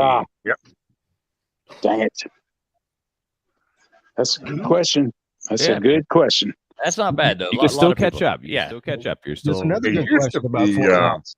Is there still does actually anybody- gold in there? Or is Yeah. it empty? Does Actually, anybody that damn thing's empty as hell. There ain't nothing in Fort Knox other than Al Capone's wine bottle or something. Yeah. Or all those gonna bust. does anybody know if it's still the case? It used to be that Fort Knox was the main armor division for the United States. I mean, as far as guys that learned how to, do the M1A1 Abrams and all the tanks and stuff like that, they were at Fort Knox. I don't know if that's still the case or not. Yeah, that's still the case. My son just graduated from Fort Knox 3 years ago, and I was down there. Yeah, it is still armory. Okay. Armored, I mean. All right, we got question number 2 here. This is entertainment. Who owned the Flying Crown Ranch? I've got to guess. Is that still me? Yes, So you- Johnny. Yeah. Okay. What we do, Johnny, is everybody gets a card, and you're trying. Oh, these are okay. okay. We could have. I'm sorry. Maybe you didn't. Maybe you haven't heard this before. So I came in kind of late. Yeah. Yeah, Sorry. So these are the old Genus Edition Trivial Pursuit cards. They're hard Oh, as shit. Wow. Yeah. The game was made in 1982, so it's 1982 to the beginning of history. Gotcha. Yeah, so they can be really hard, and that's the fun of it. It's like what do you know? What? So Yeah. Sure. yeah, give you a little. Yeah, so all your answers you're gonna think 1982 back. How old are you, Johnny? I'm 42. Okay, so I'm 46. I think Jeff's 921, and Pete is I'm just kidding, JW. I'm just joking. Pete, you're like what, 42, right? 41, yeah. 41. Yeah, so yeah, same thing. So yeah, you're right in our, and these guys are younger. Right. Yeah. Yeah. I can at least, have some memories of the 80s, which a lot of people can't say these days. I mean, I have memories from 1984, that's probably my earliest memories, but The 80s were the best time that I could ever look back on. oh yeah. Yeah, I totally agree. Everybody got along. There was all. Anyway, we won't go there. We try to. Yeah. 84 is when I graduated high school. Oh, nice. 1784. I'd like to go there. I'm just kidding. Well, I would have graduated sooner, but I fought in the war. He and got held. He got held back. Yeah, I got held back. I fought with Nathaniel Green, and yeah. So, do you know that one? Who owned the Flying Crown Ranch?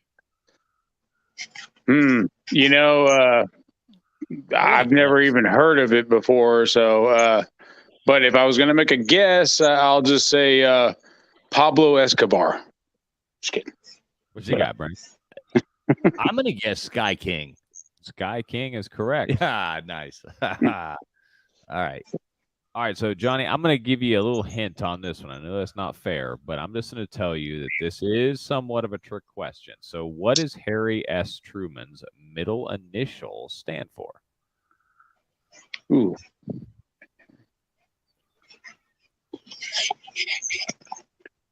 And I actually think I know this as well. And his thing about it being a trick question, Johnny, Mhm. is a huge hint. Oh, okay. So maybe the S is silent, or let's see. Man, What would a silent S sound like? With no other letters around it. Almost like it doesn't exist. Almost Yeah. like it doesn't even, like it's not even there. yeah, like what names could possibly start with S, but the S is silent. I mean, I don't know. That's a rabbit hole. I'm making it too difficult on myself. Is he on the right I'm just track gonna with say. Playboy? I'm just gonna go ahead and say Samuel, which is going to be wrong. But So, like, what if it just didn't even exist? Like, it's Oh, not like- even- He didn't have a middle name. Yeah, It's just it's S. S. oh wow. Yes, yeah. So Yeah, he was so on the it's right just- track. You were, yeah. Well, kind man of, who but I mean, You so he overthought didn't. The answer is that he didn't have a middle initial. He didn't have a middle name, and I don't. Well, he didn't have a middle name. Wow. He had a He- middle initial. Oh, I see, but it never. Gosh, you were right. When I appreciate you threw me a bone there, but you're right. These are genius level So was questions that like here. a thing back then? Like people just had initials? Like His you could just- grandparents gave him the middle initial S to honor and please his grandfathers, Anderson Ship Truman and Solomon Young. I did Okay. not just read that off my phone. All up here. guys. You got Buzz, and thank you very All up much, Buzz here. Killington, for it. Who wants to hear a good story about a bridge? All right, Jeff. I'm sorry, Johnny. I know you're gonna. I know you, man. I'm with you. I know I know who you are. Who was? Now, that was creepy. I'm watching you, Jeff. Now, not everything said is on this show is. We're on the same page, man. Well, good to know. Good to know. Who appeared on the first cover of Playboy? Oh man, it's going to be one of those 40s or 50s pinup models. I mean, I'm kind of disappointed I don't know this. I am too, actually. I'll say Marilyn Monroe, but I'm sure it was one of those other, more obscure models from back then that didn't get the same play that she got. But I'll say Marilyn Monroe, but I'm sure that's wrong. Are you sure, Johnny? Well, can I come up with any other names from back then? Like you hear about them from time to time, but they've never. When you read the articles, and What Yeah, if it like- was Betty White? yeah, actually pretty good looking back in the day. How about Hugh Hefner? Final answer. No, no, I'm kidding, Marilyn but- Monroe is correct. Marilyn Monroe is Oh. correct. You did good. Wow. buddy. I'm just teasing. did well. Oh, okay. Marilyn Monroe was really the first. I told you, man. I knew. Hey. As far as I know, she never posed nude, but that's just the biggest name I could think of. She did pose nude. She did. Oh, okay. Well, of course she did. She absolutely posing. Yeah. I mean, That was our at some point, when you're gonna pose nude, when they're offering you, 7 figures or whatever. Oh shit! Never mind. Let me go fact check this one. Why fact I check? We think have- they were. I don't remember the story, but she did pose or something. She didn't actually pose. I don't remember the story, but something about some money for some pictures that were floating around of her or something were sold, and then eventually it didn't Playboy or something. I don't know if that's true. It's what I heard. Well, it might be true. You're still breaking up bad, though, Joey. Yeah, I heard she was Oh, like, maybe okay. get murdered over those pictures. Well, hey Johnny, you can I'm gonna- rest I'm easy to gonna know that get she me- got I'm the gonna- pornography question correct. So Johnny on the spot. Johnny on the spot. Oh man. So you didn't know the other ones, but you did. So we know where Johnny's walking around right now. honey, I did good on trivia. I got the porn. I'm gonna take a wild guess and say Marilyn Monroe. Was that the correct answer? Yes. Yes. no, that's Oh, wrong. okay. Yeah, I figured it was. I just You did wow. great. Pervert. Yeah. So we all know about who Johnny is. now. Congratulations. If that was the worst anybody has ever done was look at a 1955 naked picture of Marilyn Monroe, I would hope they got a first ticket to heaven. If don't know, man. if that's the worst they ever did. I don't know, guys. You probably feel worse looking at some of that 70s stuff than you do looking at some of the stuff. Yeah. It's like, Were oh you my here? God. Oh, pointy boob is my favorite.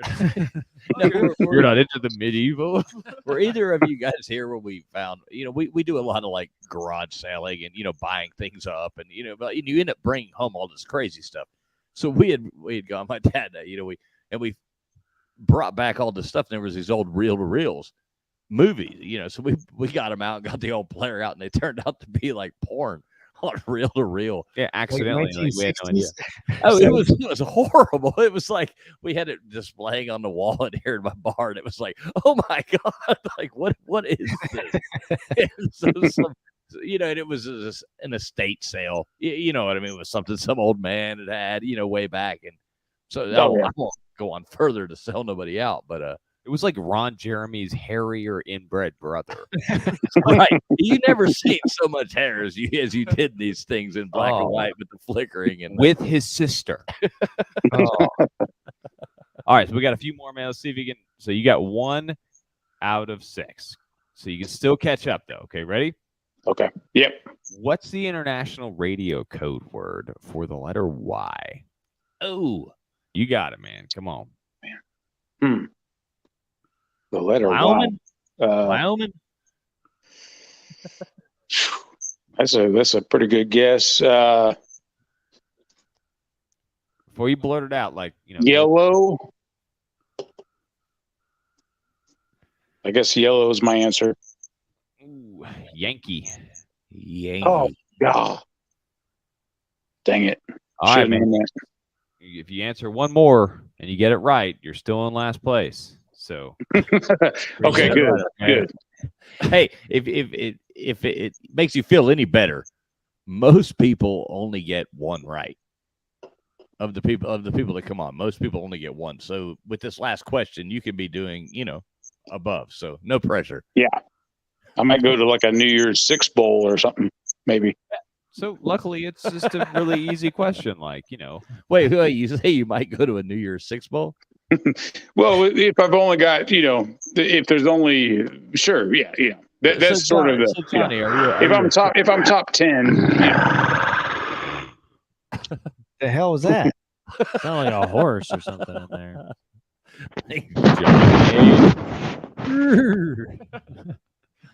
So, Johnny, put down the magazine. Johnny, who is your college football team? I am a Missouri fan. Oh, so, you hear this, Pete? Yeah, hence the name Ozark. Okay, yeah, I'd say all I see now is Johnny. Okay, Ozark. Yeah. Oh yeah, he's Johnny Ozark. Okay. So you know who Johnny is. Yes.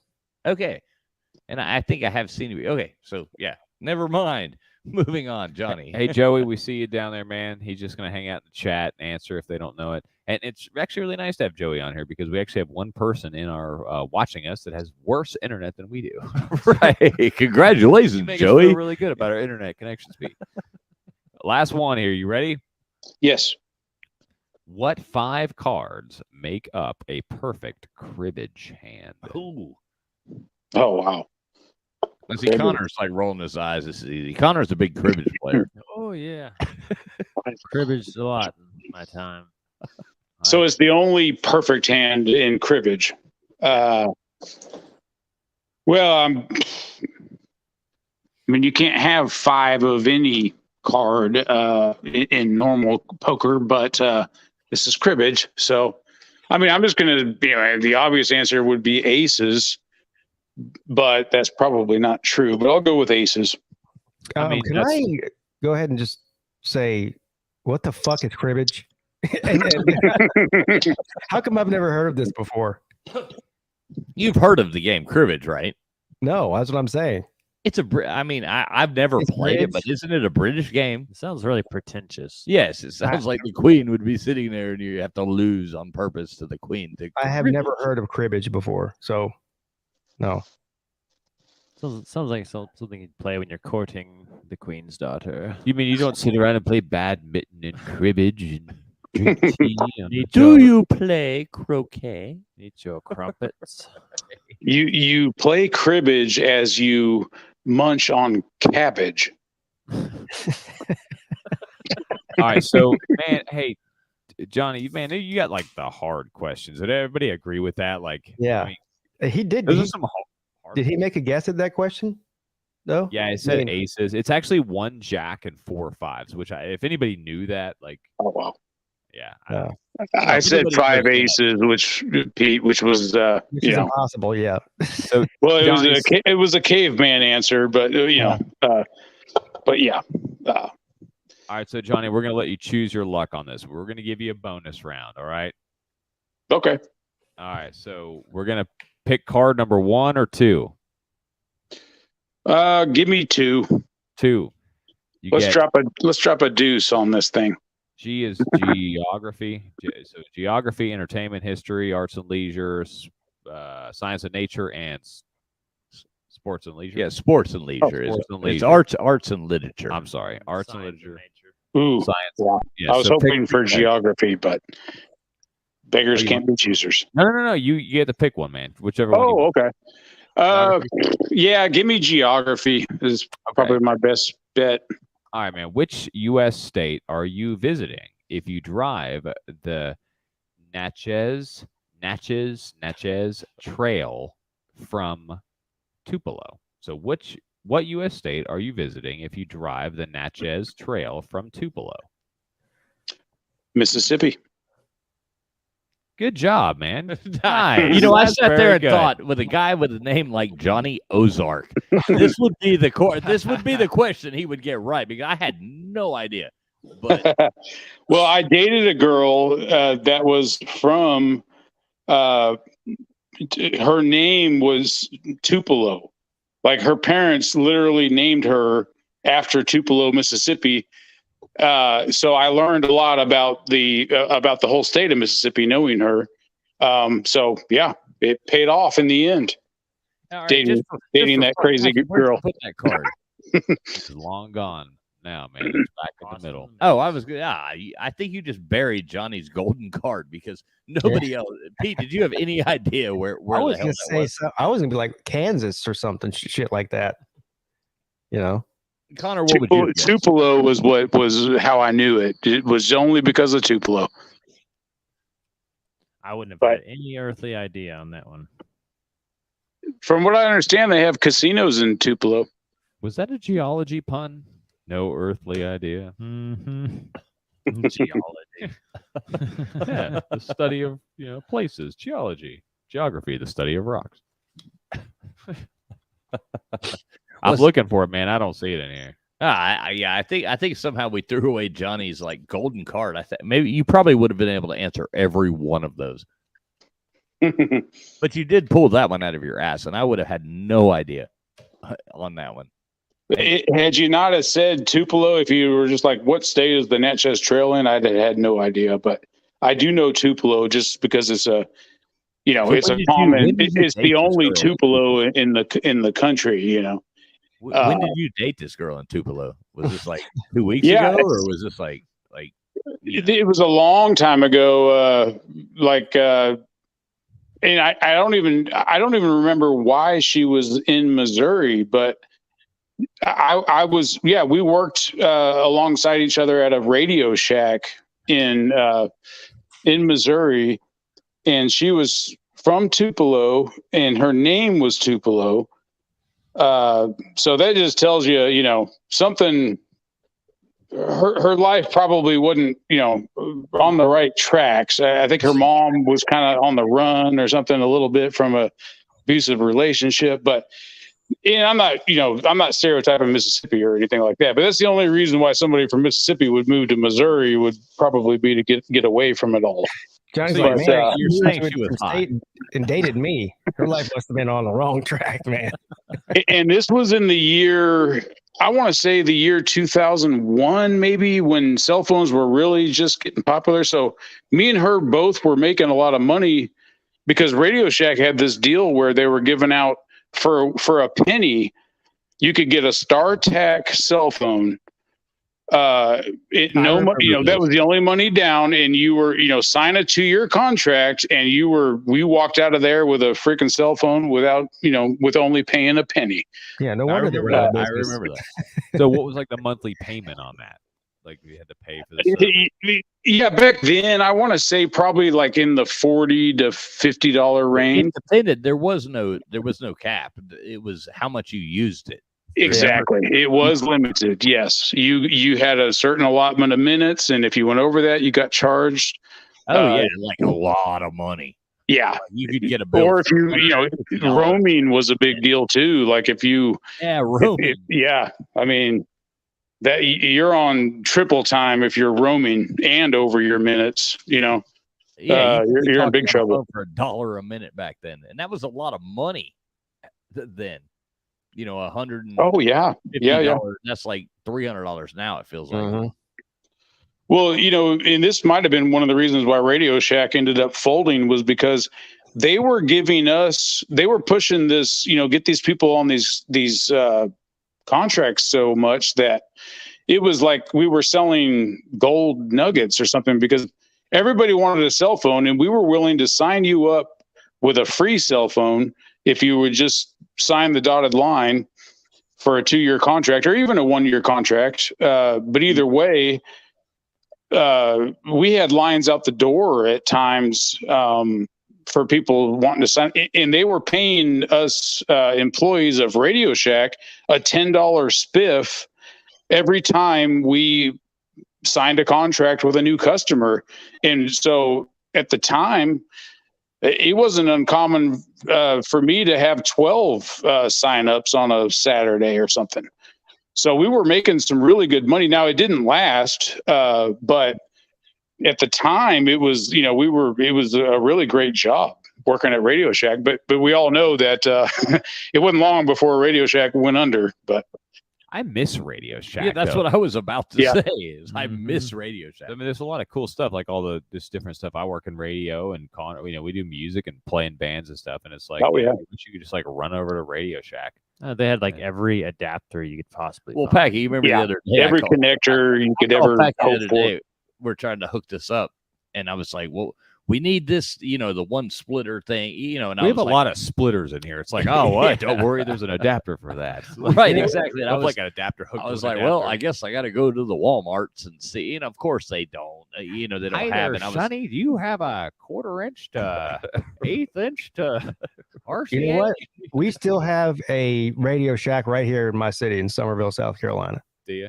Yeah, and I guess it's got to be like independently owned and ran. I don't think there's like is there still a Radio Shack like national company anymore? I don't think there is. well, we had one till what was it, like 3 years ago? Longer than that. 3 or 4. There was a Radio Shack, and it was, not the Radio Shack of growing up when you No, could go no, in there and no. there was everything. But I miss Radio Shack. You could always go in there and get anything you needed to, make your car. I got to fix this car stereo. I got to, blah, anything Yeah. you ever needed, you could go in there and get it. But then again, though, I will say when you're like looking through your bag of adapters, Pigskin, I mean, you probably know this. Like, sometimes though, you find that like branded Radio Shack thing in there, and you're like, Definitely not gonna work. It You're never works. like, should I really trust my podcast on this? I want both speakers to work. Let's not use the Radio Shack one. Yeah, I do miss it though. It's a thing of the past. It's like J.C. Whitney, Yeah, the old car company. I don't even know if they sell it in there anymore. It's probably some other shit they sell now. What's that? Then the stuff they used to sell. The brand. Who, J.C. Whitney or Radio Shack? Radio Shack. Yeah. Do you remember J.C. Whitney catalogs? Oh yeah. It's like you could go on there and you would look and be like, I want that 15-inch Sparkomatic speaker and that equalizer and all those parts for that Volkswagen for $49. I really do. Yeah. But I don't have the money. I had a friend of mine. He went mad on J.C. Whitney, and he bought this. It was like the 10,000 watt amplifier. It probably pushing 200. And he bought the 15-inch subwoofer, and he had a Volkswagen Bug, so he didn't have the money for the box. So he actually mounted that and siliconed it into a flower pot. That'll do it. So and we ended up venting it. We ended up getting a piece of PVC and cutting that out and actually venting the flower pot in the back of the Volkswagen. That's pretty cool. Nice. Yeah, dude. Not really, but that's redneck 1993 right there. As best you can. Well, another little fun fact about Radio Shack was they had expanded so fast that a lot of these managers that I worked for, I actually worked for some Radio Shacks across Missouri. And almost always things were coming up missing because they had no inventory process that was really any good at all. It was just left up to the GM to be like, well, why do you only have 5 monitors left when you should have 10 or something? It was just, I don't know what these managers were doing. I was just a young guy, and so I didn't concern myself. But there was a lot of turmoil because there was always stuff seemed to be coming up missing at a lot of these Radio Shacks, and because it was so easy, they had their system in place was a far cry from anything corporate today. Corporate today knows how to do things very well, especially when it comes to inventory. I miss it. Yeah. In the early 90s too. I mean, was pretty much the same thing. Johnny's sitting here right now, just like throwing all these extensions and adapters. I don't know where they went. Scrooge McDuck diving into his adapters. No, man, I was nothing ever but just a cell phone employee. That like I just worked in the. I was. Well, I mean, when you work at a Radio Shack, you work the whole store. But at the time, it was all about cell phones because they had the best deal going. And but of course, we sold a lot of other stuff too. Radio Shack they had their own house brand, which was Optimus, I think it was called. And some things it was all Chinese stuff, I'm sure. But actually, I don't even know that for a fact. But they had some things were really good. Like they had these cordless phones that were like, priced moderately, that were really, really good phones. But then they had other things in their house brand that were just absolutely terrible. Yeah, so I don't, an old cordless phone that doesn't give you the when you get more than 10 feet away from the receiver. Mm-hmm. That's a pretty important feature. Is no static. Cordless phones were awesome when they came out. I mean, that was the coolest thing ever. You didn't have to have that, huge extension put on your phone line wrapping around. But I do miss the days. Like, how much better would it be? Remember when you would come home and there was like the chalkboard or whatever written there, and people would leave notes like, "Here's your such and such called. This person called. This person called." And that was your mom leaving you a note, or your whoever. Nowadays, it's like if you don't respond to somebody in like 30 seconds, they're like, "Well, I tried to call you like 15 times." Yeah, and it was so much simpler back then. I miss that so bad. Yeah, just to be like, I wasn't home. Sorry, I was out doing something. Now you're expected to respond. I hate that. I do too, and I'm self-employed now, and I tell all my coworkers and friends that, look, well, actually, I don't have to tell them that, but like there are times when I'll miss, I might miss a bunch of calls or something, and I'm just simply, I got my ringer off, I'm sleeping, Like, no, this was directed to you, Johnny. I tried to call you like 17 times last night. You didn't answer. Oh man, no, I'd answer that call. Just simply because it's a lot funner than the calls that I'm ignoring. But as everybody knows, of course, you got to, if something bad were to happen, of course, you want to be around to respond as needed. But there are times when you really need some off time too, whether it's just, for goodness sake, 9 hours to have a great night's sleep. You got to give yourself that from time to time. And, too bad if something bad happens on, that's cool. Joey says in the chat that he used to go to a bar in the 80s that was an honor system, and you actually paid in the bucket for how many beers you drank. And that's super cool. Yeah, and I bet nobody ever screwed him over either. Right. Yeah, that never went wrong either. But yeah, I'm with you, Johnny. Seriously, I bet most of them actually, put the right amount of money in there. Back in the 80s, that's how it was. People weren't assholes back then. Or there were some, but not as many. I mean, if the bar that's true. Seems like back then when the phone would ring, the whole family would get excited about who it might be, But these days, if the phone rings and everybody's like, "God dang, man, can you turn your ringer down?" It happened at dinner in the 80s when you were eating that Domino's pizza delivery. You know, because it was 30 minutes. Yeah. So I love Joey said there actually most people put more money into the bucket. Which I mean, I do that too. It's like the opposite of like when you go into a restaurant and it's like, oh, a tip is included or gratuity automatically. You know, it's like, well, I'm not leaving anything. You know, like if you're gonna like automatically, but I always tip 2%. You know, because I'm a good guy. 2%. No, I mean really, I always tip at least like 15%, 20%. I mean, I'm a decent tipper. I'm not like, oh, I'm so great or anything, but if it's already on there and it's like 10% automatically added, like I'm not gonna put more on there. You know, it's just out of who I am. Damn it! There's one thing I stand by. I take it out on the waitresses. Hey, remember that conversation earlier where we were saying that Packy was the cheapest person you ever met in your life? Well, yeah. Yep. You heard I squeak when I walk. Man. That was one of those. What do they call it? Freudian slip. Is that the thing when he said 2% at first? Yeah. I mean 10%. Yeah, and then he changed it. Then he was up to 15. Then he was at 20 there for a moment, but then he went back to 15. I do understand what he's saying, though. Yeah, you're more likely to give more whenever you're not told that you have to. That's what he's trying to say. No, that's 100%. Yeah. No, and they slip those in too, especially when you're like traveling or going to some kind of place or something. You always got to look because a lot of times you're like. You get your bill and you're like about to sign off and it's like already on there at the bottom. 20% gratuity has already been added to this. Yeah, and then you give them another 20% on top of that. Right, and a lot of people don't even think about it. It's like, I mean, that is literally just like taking money from you. Like, oh, maybe they won't notice. Right, the fine print. The fine print on the bottom of the thing. And that happens all the time. Yeah, I feel like they should tell you before you pay about that sort of thing. They probably should, yeah.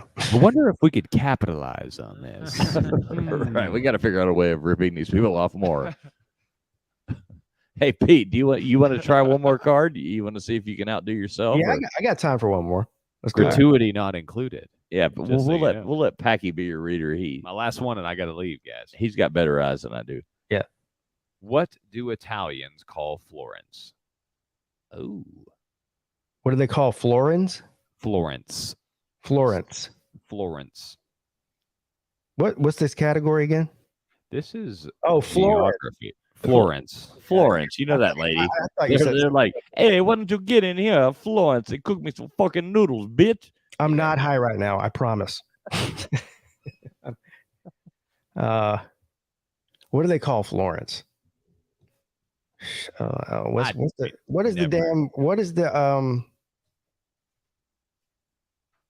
Shit. Read the question one more time. What do Italians call Florence? What do Italians call Florence? Or whatever the Italian word for Florence is, huh? Correct. I don't even know if I can even say it. You know what I mean? I haven't brushed up on my Italian. Yeah, I'm just gonna. I don't know because I don't. I feel like I should know what it is though. I'm just gonna spell it for you. I mean, it's Firenze, Firenze. Okay, I wouldn't have got that. Firenze. Well, I didn't get that. All right. This is entertainment. What 1963 Joseph L. Mankiewicz film cost $28 million? What 1963 Joseph L. Mankiewicz You're on your own with that one. Cost $28 million. I just got it. That's a lot of money for a movie back in 1963. So it had to have been something serious, something well known. 1963. James Bond. Cleopatra. No. Was Joey Foster? Did you actually know that one? Was that a while ago? Okay, history. Who said soldiers win the battles and generals get the credit?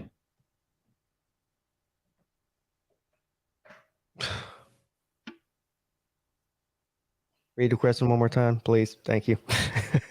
Who said soldiers win the battles and generals get the credit? And who said? So it could be anybody. Yeah, who said? Like, all right. Should I give him a hint? Well, I'm not sure that I know the answer, but if I had to, I have a guess. I was going to guess it's some sort of general, like George Washington or something. But All right, I'll give you your little hint here. It's a pretty short answer. it's a pretty short answer. Okay, now I know who it is. Now I okay. AFK? I don't know. Yeah, I know. I would have guessed. I was going to guess Winston Churchill because Joey, look at him on there. Yeah, Joey's Joe. got But it. after he said it's a pretty short. Yeah, so That's why Napoleon. I did initials, JFK or FDR or something short. I don't know. Yeah. But Napoleon wasn't actually really that short. Oh, is that who it was? Yeah, the answer was Napoleon, Napoleon. yeah. That's why he said it's a really short answer. Oh, damn it. I didn't read between the lines with that one. Yeah, Really short man, what you meant. yeah. I know how to take hints from this guy. Yeah. Yeah, Napoleon was like 5'7", wasn't he? He was like 5'6", 5'7". Yeah. You know what everybody always talks about it being so tiny, but he really wasn't that little. Yeah. So we've Well, got I'm 0 for how many so far? 3? over. 0 for 3? Get any? No, Did you get Fiorins, Cleopatra, Napoleon? So now we are on arts and literature. Hey, but you're off to a better start than Clemson will get next year. Right. Okay. We'll see. Who's the clown in Shakespeare's Henry the Fourth and the Merry Wives of Windsor? Fuck.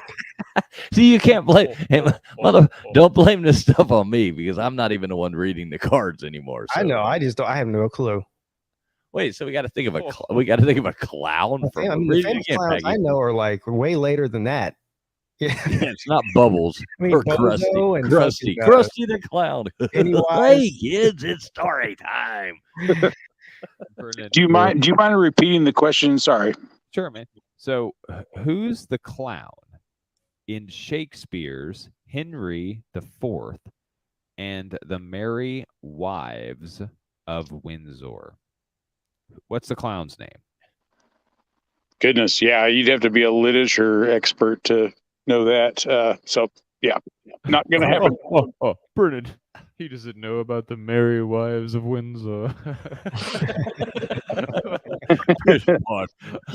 Well, I know Henry VIII had some not so merry wives of, but this is even before his time, I believe. I don't know. Falstaff.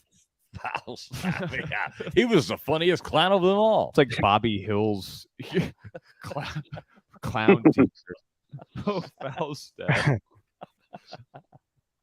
What mammal lives at the highest altitude? Lives at the highest altitude. Lives. What mammal? It's a mammal lives at the highest altitude. Oh my god. I've got to guess. I mean, you would think like one of those, like we see them like in India, like what are they, like mountain goats or some shit that go up to the top of the fucking Himalayas or whatever. I don't even know what these are. Pete, that was actually what I was going to guess. thinking. Was a goat. Yeah. I was going to guess a goat as well. So Yeah. I mean, I'm the dumb one here. It's the yak. yeah. Yak. Yak, Yak mountain is a goat. goat. Yeah, you got that right, Pete. Okay, yeah. Yeah. Yak, a goat. So A yak yak. is a type of mountain goat. Well, it's a large domesticated wild ox. Oh, well, I guess technically I didn't get it right then because an ox and a goat aren't exactly the same thing. Look like a goat. Yak. Well, they both have cloved heels or cloved hooves. So honestly, I think that was a great answer, Pete. I think he deserves credit for that one. Yeah. All right, Packy, show that picture to the. You can hold it up to that camera right there. That's the Hang on. great So way to we're, do it. well, we're Let's close out of some Now, tabs look here real like- quick. Before I put it on like- there. Oh, gosh, there we go. They look like muskox. Gilligan. It doesn't really Island. look like a goat, is all I'm saying. But Yeah. I mean, I was all ready to give it to you, Pete. But Looks like a muskox. I mean, by technically I got the answer wrong, but whatever. it's kind of like a woolly mammoth looking thing. Yeah. So you It was gotta- very, very close. Yeah, it was a good try. I don't know. I keep thinking of those videos you see where like those goats or whatever the hell they are Look at them climbing trees. straight up like a straight face of a rock. Have you ever seen those videos? Yeah, they're in the Wow. trees where they have like the goats in Africa and all They're that. going and there's straight goats up like the a rock climbing. Yeah, I don't know. That question was kind of deceiving. I'll give you that. 'Cause almost birds. I mean, couldn't you? Last one. Last one. Last Oh no, one. Pete. Who was the hero of the 1912 Olympics at Stockholm? Dude, these are 1912. ridiculous, God man. dang. Gee, God, man. That's like the hardest. Right at the thing. dawn of World War One, or is this at the end of World War One? That's what I'm No, thinking. World Yeah, I'll War- shut up. Yeah, the World War One didn't end until 17, right? Right? Yeah, World War One hadn't even started yet, had it? Yeah. Okay. 1912. So I mean, Pete, I'll be honest with you. I would have gotten 0 correct on this card as well. I mean, I'm not reading them. Peggy's reading them, so I would have gotten 0 correct as well. I don't know. I don't know any Olympians in 1912. I'll probably recognize the name when you say it though. But I mean, the only thing I can think was like, an old name like that. It would be like Jesse Owens, but that was 36. Wasn't that 36? Something like that. I think so. That's the one that Hitler went to, right? But Like got all Yeah, mad and lost. yeah. I think I know it.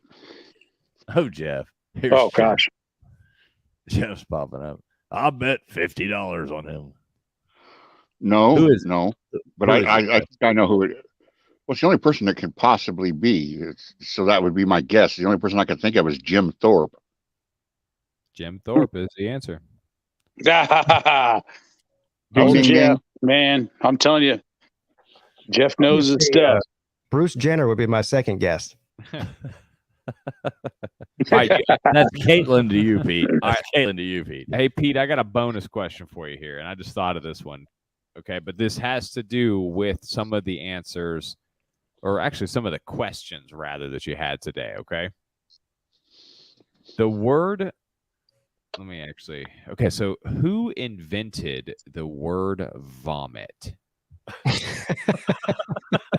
It has to do with one of your questions that you had today. Are you talking to me or Jeff? Well, who's up right now? Isn't it Pete? You're up right now? Yeah, well, Yeah, I think so. yeah, that Pete, was you're Pete. still up. Yeah. Who invented the word vomit? Vomit, like throwing up, but vomit.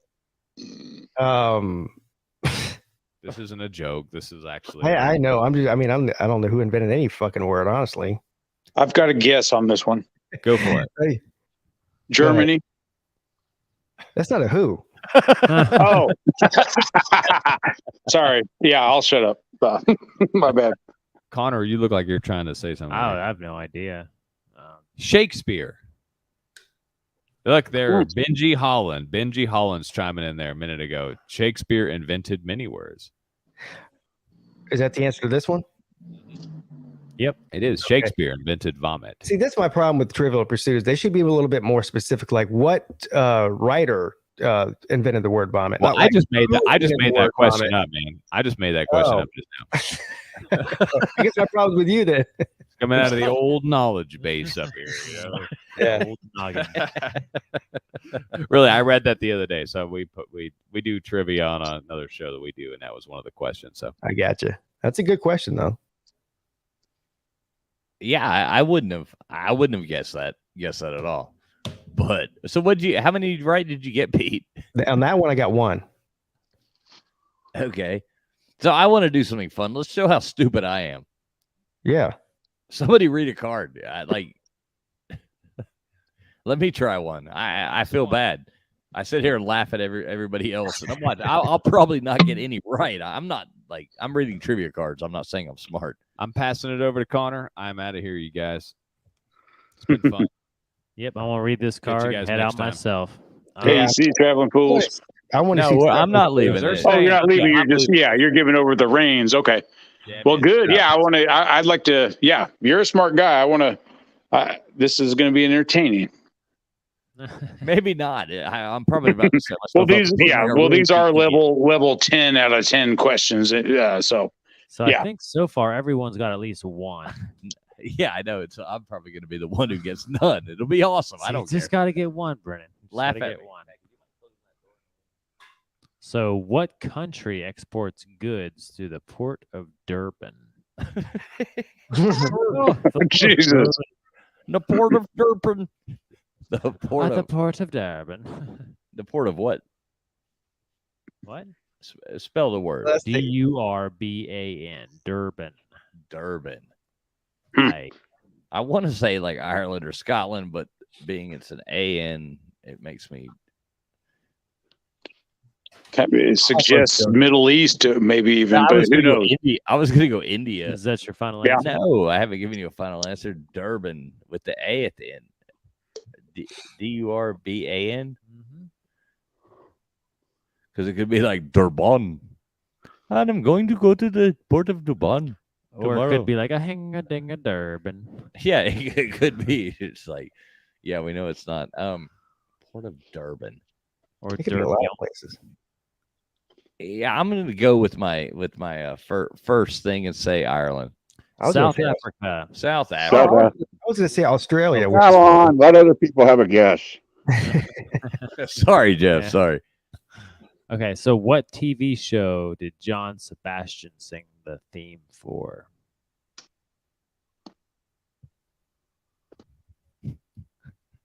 John Sebastian is a loving spoonful.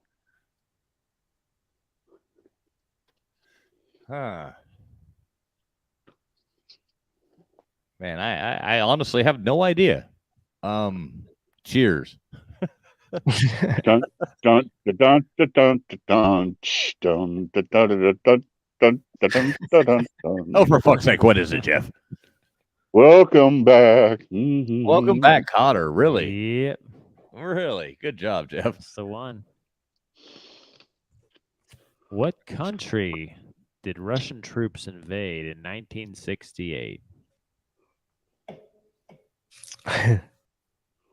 Pretty sure I know that. Oh my god. Yeah, I believe I could take a guess on this one. And now I feel dumb because I'm like totally lost. So many of these ones I know, like I know that. Yeah, I know how it is.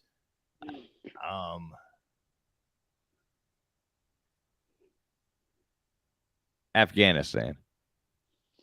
All right, don't give the answer yet. I'll give a clue.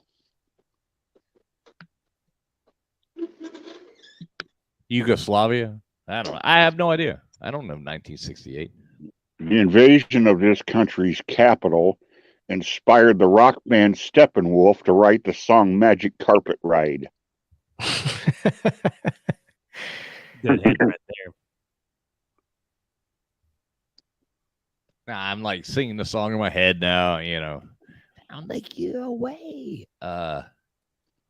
Which war consumed the country during the late 60s and early 70s? Yeah, Vietnam. No, the capital of Prague was Czechoslovakia. Okay, Czechoslovakia. Okay, I didn't know that either. Sorry, it shows how much I know. I was thinking Vietnam. I was going to say Poland for some reason. See, that's what I thought first. I was like Poland or one of that I was going to guess, Yeah. and I just went with a random out of the box guess. Well, here's an easy one for you, Brent. Oh, thanks. He's probably worse You than need I. it. What was H.G. Wells' first novel? Ooh, War of the Worlds. I mean, is that your final answer? Don't ask I hate me. my Don't brother. I hate make my a brother. statement, not a I question. hate my, yeah, that's what I'm going to go with. That's your final answer? Oh, no, shit. H.G. Wells. It's probably The Time Machine. Well, which is it? Oh, God. It's not so fun being on the other end of it, is it, buddy? No, it sucks. Trust me, I love it. I love it. I wish I know, I do like, too. I I'm would just get messing around. questions asked to me more. But I was War of the Worlds comes a thing. But didn't H.G. Wells? He did A Time Machine too, and that seems like a lot simpler book. I'm gonna go with Time Machine. Yes, sir. Ah, There nice. you Okay, go, you I got it. almost wrecked it with World of Worlds. Well That's the done. first thing that pops in your head when you hear H.G. Wells. You got it. I always think of the time machine. Very well done Okay. there. Well, you got one there. I'm average. Mhm. I'm average. That's all that matters. And I Oh. can read, so y'all hang in here with me, please. Who's the actor in Titanic, he played the like the footman, the valet for the rich guy, and he ends up he's the guy that ends up falling in the crack of the boat. You know what I'm talking about? I hated that movie. I don't know. Yeah, but Just he to was be in Die Hard. In the 1982 version of Tron, he played MCP.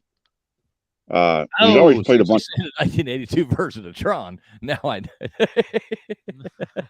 No, the reason why I'm saying so, it's David something. The reason why I'm saying so is because you mentioned the Time Machine, and there's a really good movie. It's not Carradine, is it? No.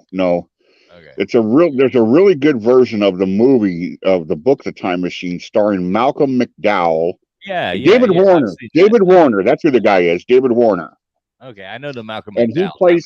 he plays Jack the Ripper, and Malcolm McDowell is chasing Jack the Ripper in the movie The Time Machine back through time, and they go to 1979 San Francisco. And it's based on the original, because isn't the Time Machine where he actually goes forward in time and he runs into the Morlocks, the people that live underground, living under the ground, and the yeah. This is like the same idea, but it's never mind. Sorry. Well, I don't know if y'all missed it at the beginning, but we did. What was it? Mark Zuckerberg's birthday, Connor? I believe it is. So we had a long discussion about whether or not he was actually a alien or not. Or reptilian. And so I'm still sticking with the fact that he is absolutely, because we don't provide fake news here on this channel. This should be all the proof you need here. That he is absolutely not, and this is not photoshopped in any way, shape, or form. But this is absolute proof that he is not a reptilian or an alien, and he actually gave his own statement on this, and it was fact checked. The fact that he was, it honestly was. The fact checkers actually said that false accusations of him being a reptilian, alien, reptilian, robot. Yeah, so that's not true. Just in case anybody knows, we're just fighting fake news here. We're keeping everything clean. We're trying to be our own fact checkers. Absolutely. You're here to insist that Mark. Video evidence of him reacting in a reptilian fashion. To questions. You're here to insist that rumors that he might have Sleestack blood is not true. 100%. He is totally. The greenish skin was not altered in any way in that picture. No. That was I think that was one of those paparazzis got that picture yesterday. Yeah. So yeah. In the desert. Quite by accident that he was standing in front of a grove of Joshua trees. There's an odd philosophy out there that suggests whether you go thousands of years into the future or thousands of years into the past, you'll find that both people are fighting with sticks and stones. Well, I can imagine that. We just happen to live in a bubble where there's all this crazy technology, which is cool. I love it. It's depressing too. Yeah, it is. Yeah. And have you ever thought about would you rather go forward, this many years or back that many years? Because a lot of times, because at least I know what happened back then. Exactly, but where do you that moment? Like I've thought about it, that moment of time when you actually went back and you wake up, it'd be like the old Twilight Zone. You wake up and you're right in the middle of World War II, and you're. Oh well. Do you know the episode or no? Yeah, but the guy, and it's about racism, stuff like that. Like the guy's, he's Jewish, and he wakes up like right in the middle of, in World War II, and they're chasing that, and then he wakes up at other time, But that would be like my luck. I'd be like, damn, I wanted to go back 30 years, 40 years, 100 years, whatever, and see that cool party going on, at the. Oh no, I woke up there. Thanks. Or you could go into the future, and all of a sudden you wake up one day, and you're in like post-nuclear war apocalypse. That would suck too, Yeah, that'd be horrible too. At least we know all the horrible things that happened already. I'm hoping I wake up in I'm at the Jetsons' house chilling out. And what's her name, the maid. Rosie yeah. the maid, bringing me out, my clothes. Yeah, that's what I'm hoping for. All right, Connor, finish me off. Let me know how dumb I am. Yeah, you should know this one right here. How many tenths of the Earth's surface lie underwater? It's got to be intense. Intense, because so it's 75%. So the answer is going to be 7 or 8. Well, which is it? I know, this is I was bullshit. about to say that. This is bullshit. Agreed. Yeah, a lot of these questions are great. Questions like this, it's like, Yeah, I mean, I'm going to go and say that I'm going to go with 8 rather than 7, but fuck y'all if you tell me I'm wrong. I'm gonna say 7. anyone else want to put in a little guess there? Yeah, it's 7/10. Watch it be 6. And the answer is a 7/10. 7, yeah, of course. Yes. 7. I said 75%. It's 70%. So you rounded the wrong way. Okay. All right. Well, Good try. Now I got to tell you, I always have to. And have to thanks make for playing Traveling Hey, Fools. Please do not come back to this page. I have to make. You got your 2. Didn't you, Traveling Fools? You got 2, right? I've got That one. puts you in a New one. Year's 6 bowl. Oh, just one. Okay. Well, think my it's fault. only one. Yeah, I'm a Miami There was fan. one that was controversial, from what I remember. But yeah, It's all good. I'm a Miami fan, so I'm used to going to the toilet bowl. It's all good. and losing to some subpart, Louisiana Tech or something. All right, I gotta make a suggestion here. If you're ever in Chicago and you're on Michigan Avenue, about 2 blocks south of the river, we're right across the street from each other. One of them is called the Hawk Quarters, which is where they have all the official gear for the Blackhawks. But the other side of the street is the Rand McNally store. You may know of Rand McNally from the road atlases and maps and everything. He made Okay. maps. What's really, really cool is the unusual maps and geography type things that you can buy in the Rand McNally store. And one of those I saw, it was way too expensive for me to get, but it was an oversized globe of the Earth reversed, where all the subterranean or all the oceans were depicted as land, and the land masses were depicted as water. And you had, they kind of hypothesized where rivers would be flowing through the middle of the Atlantic Ocean, which is now the continent of the Atlantic because it's above the water, and the Americas are part of the water, and then I was there with a friend of mine who spent almost $100 to buy something that I was too cheap to buy, and I regretted that I didn't get it because it was the only one that was in there, and it was What was her name? It was about 3 years ago, and it was based on from like 2012 to 2016, the Mars Global Surveyor had completed a complete radar mapping of Mars, and so he bought a globe of Mars, which is and he thought that's kind of interesting. Put on his desk. I mean, how many people have So there's all sorts of unique things in that store. It's a real egghead nerd store. But I mean, how often do you see, a picture or a map or something of the Earth where the water and the land are reversed? Things like that. It's Kind of. interesting. I'd like to have it. I hate to tell you that, Yeah, Jeff, it's a neat- Mars, you can't have a globe of Mars. Mars is indeed flat. I hate to break it to you. Yeah. But now let's talk about Uranus. Well, you couldn't. I know you can't have one of We can't Jupiter. go this far without Jupiter, a Uranus Jupiter chart. doesn't have a surface. Hey guys, I hate to leave so abruptly, but I got to go. So Take it easy, Pete. Thanks for coming on, buddy. yeah, I had a lot of fun. God, I'll talk to you later. I bored Pete Yeah. out of the room. Sorry, Pete. No, it wasn't you, Jeff. Jeff. I'm used to being bored by you. You're not going to run me off. Oh, all right. All right. I kept up my All right, guys. reputation.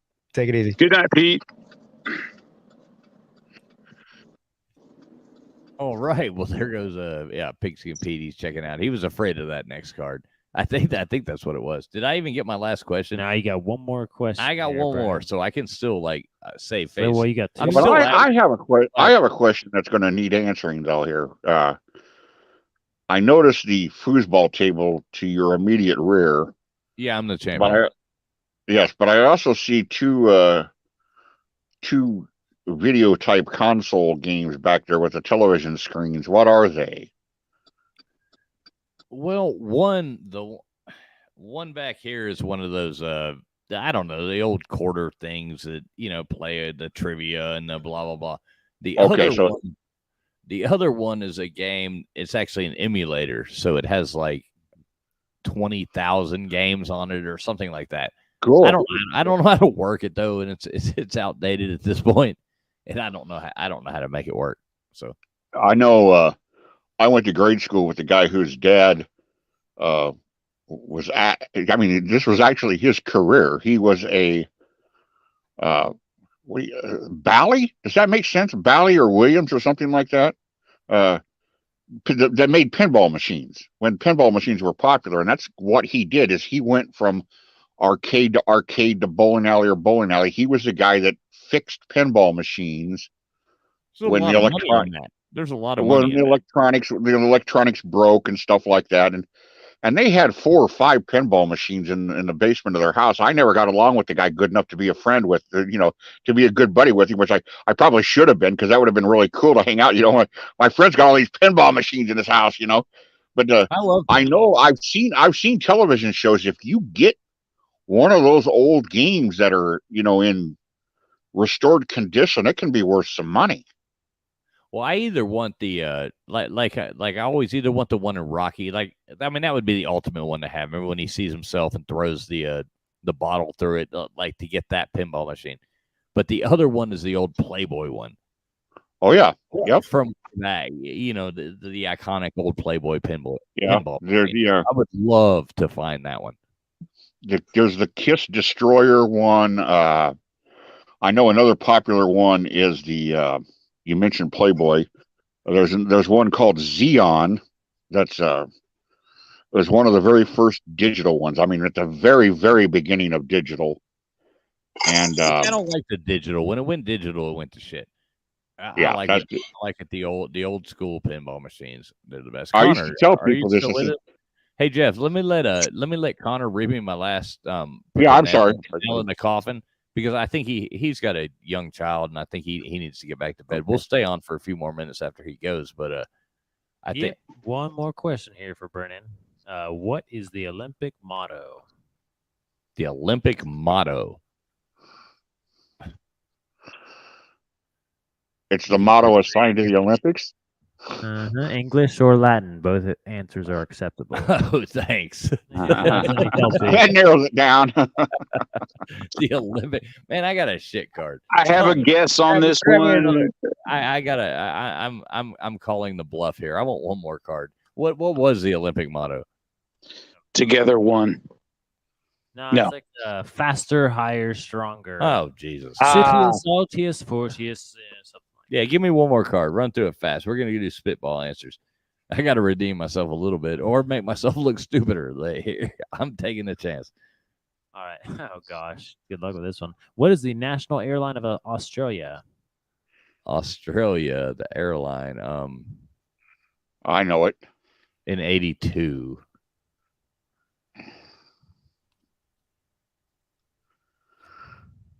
Ah, shit.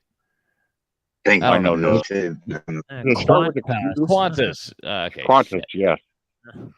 Who portrayed Carl Bernstein in All the President's Men? Thanks. No idea. Moving along. Dustin Hoffman. Dustin Hoffman. Who was Napoleon's first wife? Marie Antoinette.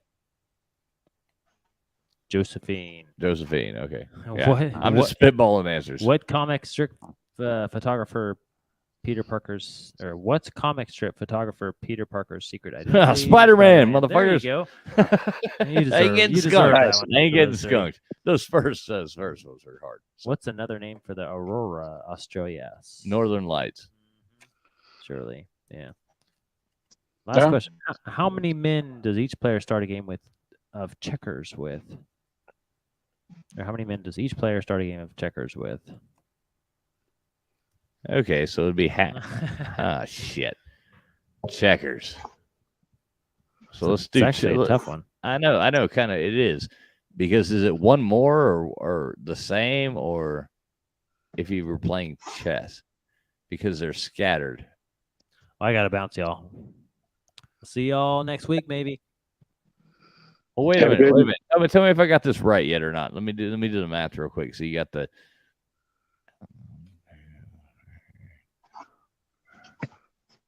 So there's 8 people, 16 people. 16 people. There would be 16 in chess, right? One, Yeah, that's what I two. was gonna say. You're thinking of chess. I know, but I got it divide. So I'm gonna say, oh shit, it's either gonna be 13 or 12, or no. It's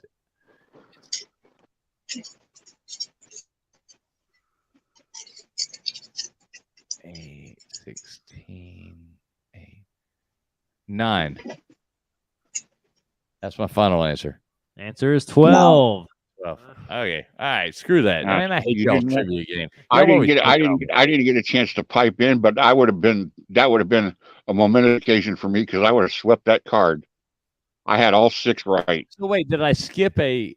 All right, Connor. Good night, Connor. Connor's checking out. Did He's you gotta see? go home, take Did care you of the see baby. what I put in the chat? CF. I was No, let sitting me down look. in Let the me chat. look right now. I answered 6 or 7 questions in a row. I was typing them in immediately when you asked the question. I typed them in. Okay, Joey. Y'all never look down. Sorry. I didn't see your chat. I'm So sorry. I sat down in the chat and started talking shit. I was trying to think of answers. I was looking stupid at the moment. So, Joey, how about you answer a card then? All right, we'll give it a shot. See what we can do here. Here we go. It's been passed back to me. I'm just going to draw it in the middle and see what happens, Joey. Okay. What mountain range extends from the Gulf of St. Lawrence to Alabama? Gulf of St. Lawrence. Ooh, that's tough. Okay. What's your guess, Joey? I don't have a clue. I don't know. I don't have an idea. I mean, I don't think I know. I can Okay. think of. Go, I don't know. Go on. Johnny, take a guess. I don't know. Okay. I don't want to take a guess because I don't have any idea. The Appalachians. The Appalachian. Really? Right through Wow. the middle of West Virginia, and he didn't know it. Yeah. I did not know it. I was laughing too, Jeff. Like when I read the answer, I was like, okay, yeah. Right through Joey's front yard. That's okay. That's the only one I'm gonna miss. Okay. What were the first names of the Gish sisters? The Gish sisters. Gish. Gish. Was that a TV series? That was I a have TV no series. idea. I have no idea. Yeah, that was a I'm TV clueless. series. They were No called idea. sisters or something. I don't. I'm thinking, I can remember that, and it seems like to me one of them was named Danielle, but I don't know the others. I don't know. Jeff, do you know? I have no idea who the Gish sisters are. Yeah, Johnny. I'm thinking Johnny doesn't know either. He's closer to my age, and yeah. So their names were Dorothy. You did get the D right, Joey. You did get a D in there. As long as you get the D in there. Yeah, I got the D. So it was Dorothy and Lillian. Okay. Yeah. Pretty lame. So all right, history, Joey. Who first called the U.S. flag the Star Spangled Banner?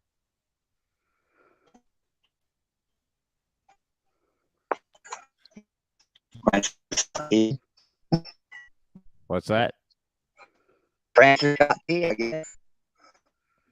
Yeah, I think in your robot voice, you did say the right answer. I think I'm pretty sure. Francis Scott Key. Francis Yep. Scott Key. Okay. So you are, yeah, you got one.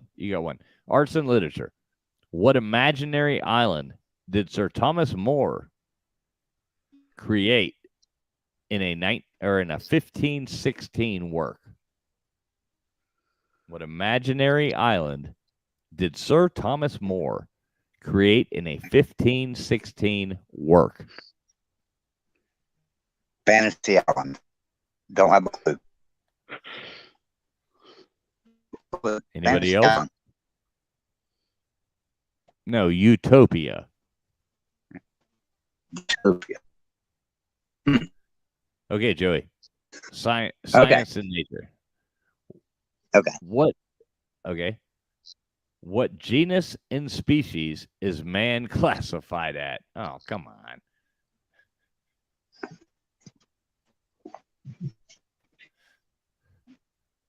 What genus and species is man classified at?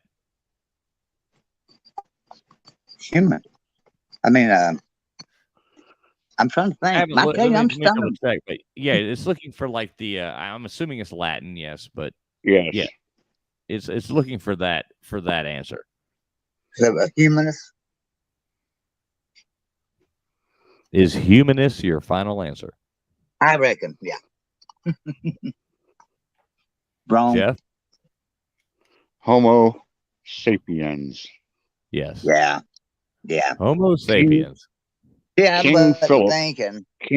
King Philip called out 50 good soldiers. That's how you remember it. I Kingdom want that Phylum card to class. have all it goes.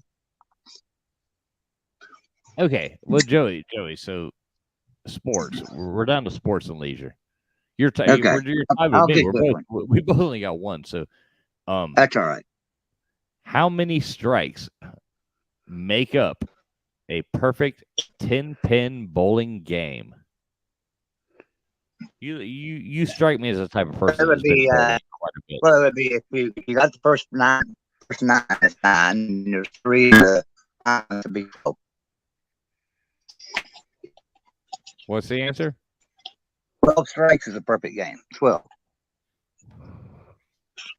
So you have 9 and 10 frames. You are both correct. 3. You are 3 correct. Joey. You're right. You're right. 12. Nice. Yep. Good job. Good job. Jeff, how many did you get right tonight? Well, on that card, I had 4. No, but on your cards tonight, 3, right? It was either 3 or 4. It was 3. I think because remember we were teasing. Everybody was tied at 3, except for me. Right, I'm at yeah. You want to try again? I can, yeah. Okay.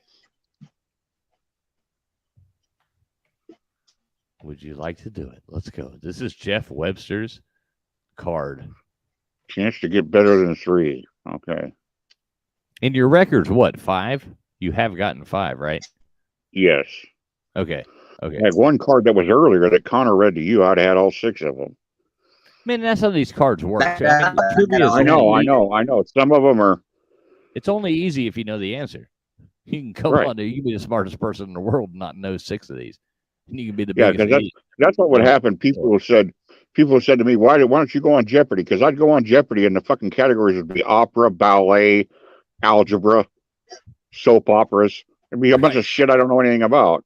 1962 Olympics or whatever year. It's like, who knows? Right. I don't know that answer. All right, Jeff. Well, maybe this card's for you. So, geography. How many floors are there in the Empire State Building? Yeah.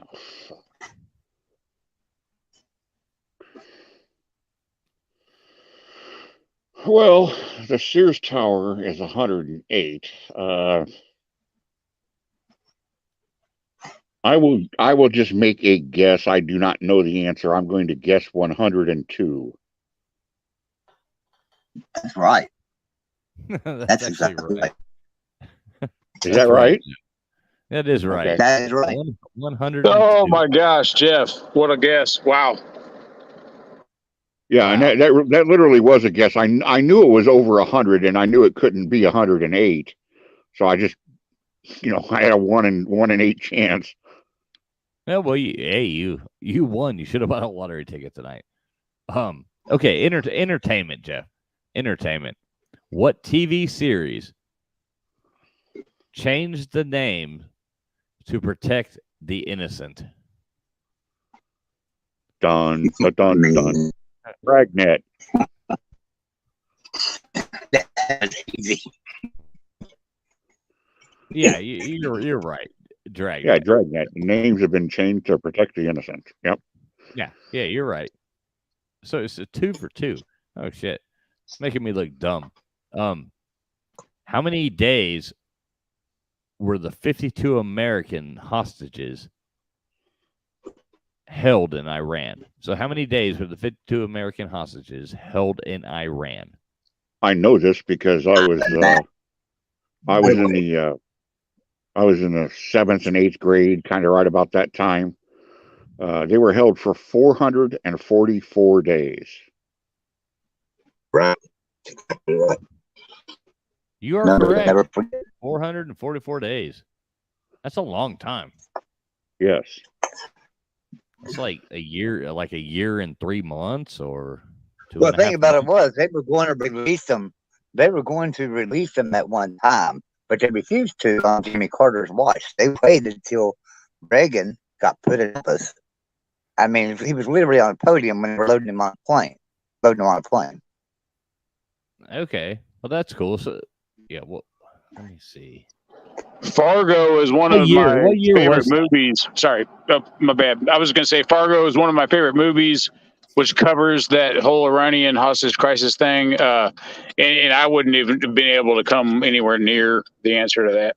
So, no, what year was it? What year was that? They were 81. So, 81. That was 81. Yeah. They were seized in 1979 and held over all through the very end of 79, all through 80, and then till the January 20th, the inauguration of 1981. Okay.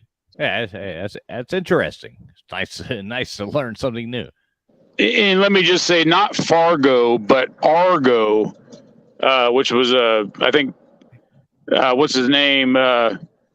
Won an Academy Award for that deal. Can't think of his name, but Argo is a movie that covers that, and it's a great movie. I recommend everybody go watch that.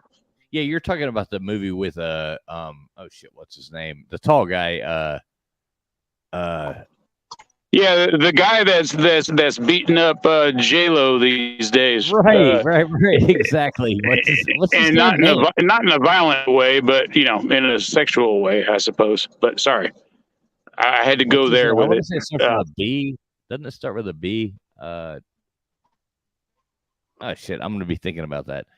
All right, let's read. Yeah, he played Batman before. Right. Yeah, yes. Yes. What's his name? I think he directed and starred in that movie, and he did an amazing job. It's a great movie. If you haven't seen it, I highly recommend it. It's a piece of American history from the late 70s. Yes. Ben Affleck, right?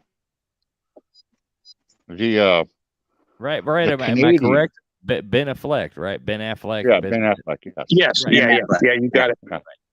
The Canadians were working very hard, clandestine, behind the scenes, trying to earn the release of the American hostages. They were the Canadians were really did the United States a favor. They were working hard on our behalf. They never succeeded, but they were they never got the public credit that they deserved for that.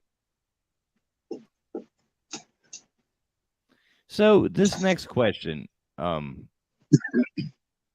this is we need Pete here now because this is bullshit. So Jeff, the next question, and I'm going to try to read this without just telling you the answer. And I don't speak French, so I'm probably not going to say it right. But what English word comes from the old French "corfeu," meaning cover fire? Meaning cover fire? Yeah. Can you spell Corfu? Yes, I can. C-O. Now I have to look. Courefeu. Well, I know what it is. Right. I mean, come on. This is one I know. and I don't know it. It means cover fire. Yes, meaning cover fire. The old French. COV. Yeah. I don't know. I'm gonna. REFEU. I don't know. I will guess camouflage. No.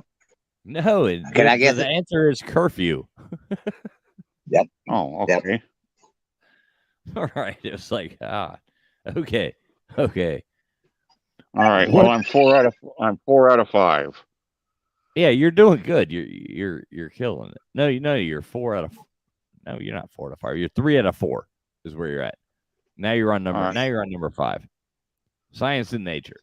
What part of the eye continues to grow throughout a person's life? And I'll just guess the cornea. No, Redneck. the lens. A lens. Okay. Okay. Well, now I'm 3 out of 5. Now I'm stinking it up. Yeah, you're still doing better. Now I made it. I did horrible, but that happens. So this one, Jeff, I don't even know how to ask you this because I mean sometimes you see words and you just know I don't know how to pronounce that. So sports and leisure. What's a meerschaum? Okay, so I'm going to spell this. Are you ready? Yes. MEERSCHAUM.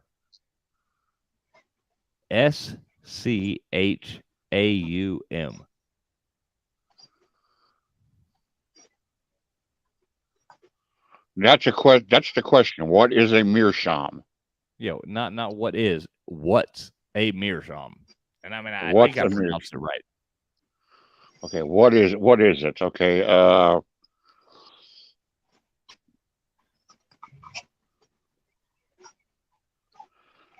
I'm going to guess and say it's a boat race, like a sailing race. I'm gonna guess and say it's something to do with a bird. No, the answer is a pipe. Okay. I guess like a smoking pipe. I would imagine because it is sports and leisure. So Right. Yep. I would guess it's a smoking pipe. Okay. Well, I went straight to hell on that card. Yeah, I they're feel pretty great. tough.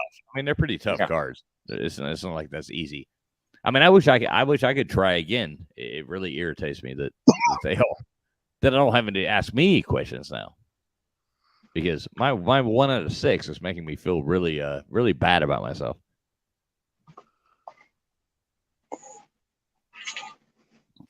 Oh, I've got the genus edition of Trivial Pursuit sitting in one of my closets somewhere. I ought to bust the cards out and read one next week. I don't know.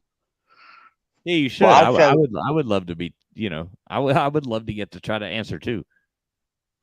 So the reason that I said it had something to do with a bird is I know that meerschaum is it's like a bony substance in a bird. Meerschaum is.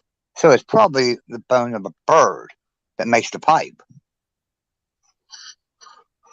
I mean, that would be interesting to know. I'm not sure, but that makes sense. All right. Okay, Jeff, can you keep this going for 2 seconds while I let this dog inside? Yeah. You guys talk. Jeff, talk Google talk that. stuff Let's for find a that second. out. What? Jeff, Google that and let's find that out. Where a meerschaum. If I comes Google from. it, I'll have to leave the room. That's me. I'm on my phone. I can't Google anything because I'm on my phone. It could be. I mean, Yep, same here on my Bird- phone. bird bones are hollow. So, I mean, it could be. I mean, a pipe has got to be hollow. Otherwise, it's not a pipe, Right. And And I know meerschaum bone. It's something in a bird. I don't think it's a bone though. I think it's something else. But I know it's in a bird of some kind. Yeah, okay. All right. I don't have a better explanation, so I'll accept that. I might be completely off. Hell, it might be a bone of a cow. Well, cow bones are not hollow. No. So, you asked Golden Voodoo lately when we're going to ACC? Okay, so where did we end up? Where did we end up at? Nowhere. Okay, we ended up nowhere. Okay, so We're like the talking heads. We're on the road to nowhere.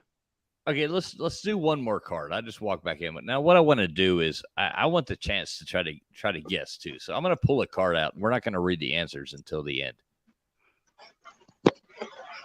Is that cool with everybody? That. Well, Yeah. I don't just each one of us trying to answer a question. Yeah, well, all right. Now you're going to have to hold on for. Now you're going to have to hold. You're going to have to hold on for me. I got to go take a squirt. I'll be right back.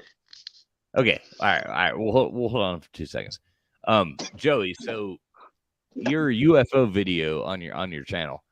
So now I did like that. And when you were sitting there filming that, like, what did you think, like, live filming it?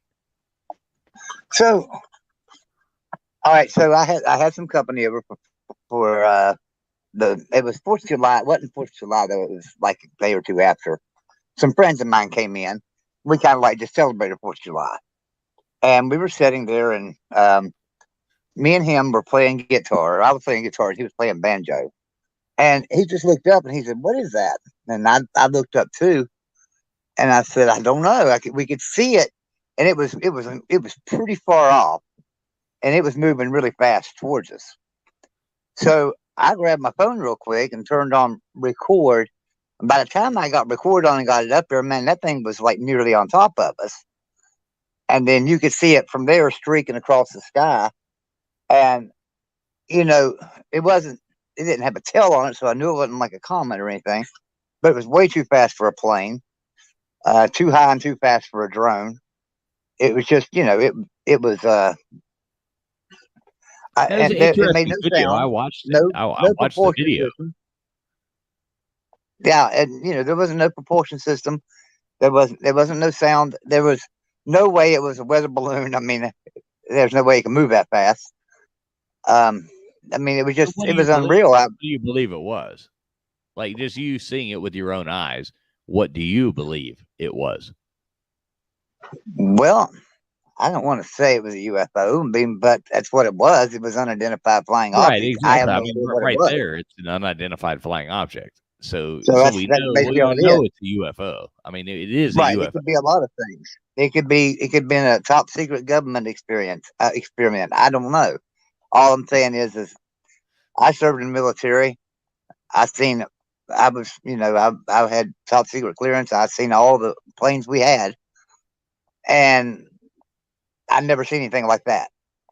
So that's pretty cool. You know, if you had to explain, like, I mean, did it move? When I watched the video, it's kind of hard to tell in the video. You know what I mean? Like, I see this thing coming and I see it go across and I see it move back, and it was moving somewhat untraditionally. Right, because see, when we first seen it, it was off to my right, and it came down across from right to left in front of us, and then it kind of like paused for a second, and that was when I was getting my camera out, turn it on, and next thing I know, it kind of like made a left and went down beside of us. So, you know, you're catching it at the end by the time I got my phone out on it. So it's already made its turn. So it didn't go just in a straight line like a meteor or something would.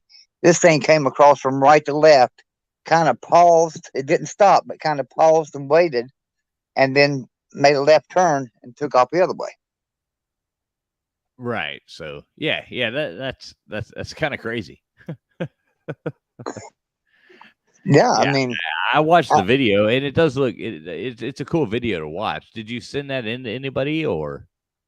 Well, I just posted it on there, and I had a couple of people get in touch with me and say they wanted to use it. I sent it to Paranormal Caught on Camera. I did send it there, and they got back with me and said they was going to use it, but I've never seen it on there. So, Right. Yeah. and they never, and usually they want you to do a little interview and tell about it. They've never contacted me for that. So, Right. Or pay you it money. could be maybe they were able to debunk it somehow. That that found out that maybe there was something going on in the sky that day. I don't know. Right. Right. Who knows? You never know. Like I Right. say, I know that I've seen a lot of our aircraft. Now I've been out of the military since '91, but I've Now, seen which a lot of branch did our. you serve in? I was in the Army. You were in I the was in Army. chemical and Okay. biological warfare. Well, thank I you was for in your chemical and service. biological Thank you for warfare. your service. Ooh, chemical and biological warfare. That's who I don't like any of that. I don't like medical Yeah. talk or diseases or any of that. So let's do this, Joey, because I'm gonna have to bounce before too long too. Starting to get late. So Jeff's not back yet. So let's go on ahead and start. I'm gonna pull like randomly. I want the chance too. So what we're gonna do is we're gonna here's Jeff. He's back. So let's go through one of these cards. And I obviously suck. I'm not that good. So let's pull one out. What we're gonna do is we're gonna read all the questions, and then we're gonna look at the answers and just see. Because I want to play too. So All right. I don't know if you can see these. I'll put them here just to make sure. If I happen to know one, I'm just randomly pulling a card, and we will take that card and set it right here. Good. All right. What London station do trains for Paris leave from? Is it the first to answer, or just? Well, yeah. First Okay. answer. Let's all throw out our guesses, and at the end we'll see. I'll say Bristol. No,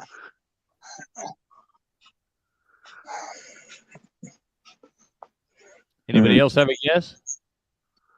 Train for Paris. I'm thinking of what it's called. I'm trying to think of what it's called. I think it's like Saint Pancras or Pancras, or I can't remember what it's called. Saint Pancras. It might be Bristol. I don't know. Oh, I've been to London. I might have been thinking Dover, but I said Bristol because I'm an old NASCAR nerd from the '90s. But we'll see. Go Sterling Marlin, number 40. I've been to London, and I can't tell you. Okay, moving on to the next one. I'll go with Johnny. I'm Team Johnny now. All right. And my answer will be Piccadilly Circus. Okay. The funny thing is I know the French side of the channel that receives most of the traffic, which is Calais. Or Calais, or whatever, however they pronounce it. But anyway, yeah, I'll shut up. Yeah, I'm Okay. going to say Saint Pancras. So, okay. All right. So, what movie character was Elmo Lincoln the first to portray? Elmo Lincoln. Who was Elmo? Jeff, do you know this? No. Elmo Lincoln. Who was the first? I know who that was. I know. I know now. I had to think about it. It's Tarzan. Yeah, you're probably right. You're probably right before Johnny Weissmuller. Now, see if they said Johnny Weissmuller. No, you might be right. That would be a really good guess. That's not going to be my guess. I'm going to guess Uncle Remus. Yeah, but was there a second portrayal of Uncle Remus? I don't know. It does say that, like, the first to portray. Right. So I think Tarzan's a great guess. I mean, Johnny Weissmuller is obviously the Tarzan, but that's a good guess. I'd say you're probably right. Okay, history. What U.S. president graduated from Southwest State Teachers College in 1930? I'm going to say the peanut guy. What's the question again? What U.S. president graduated from Southwest State Teachers College in 1930? And I'm going to say Jimmy Carter is my guess. Okay. It's pretty good. Yeah. Timeline because wise, of that, the that makes year- sense. And because I of the think year, that makes sense. I'll go with because of Richard, the- Richard Nixon. I'm going I'm to gonna say try to LBJ. answer. I'm going to try to answer for the fifth time here. Because of the year and the fact that it's Southwest and not Southeast, I'm going to say it's LBJ. That's what I say, LBJ. Yeah, that's probably right. I mean, 1930. I'm thinking It's not Carter. It's not Carter. My math is bad. So It's not Carter Here. because Carter is a graduate of the Naval Academy. okay, here you go. What was the price of the first TV guide? 15 cents. 15 cents. You know what? I had it. Yeah, 15 cents because I had that TV guy. That's a guess. I'm not sure, but what I do you think guys think? I was 15 cents. I'll go with 2 bits, which is 10 cents, I think. No, I'm just kidding, but I'll go 10 cents. 10 cents. Yeah, I'm okay. going to go two bits is a quarter, but I'm going to go a dime as well. I'm going to say 10 cents. Yeah, I'm gonna stick with 15. I had that TV guide, and I'm pretty sure it's 15 cents. Okay, so science and nature. What month were you born? If your birthstone is I don't know these things. What the hell is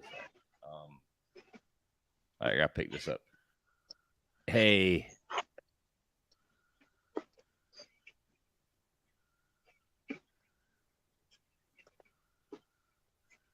Stardumix?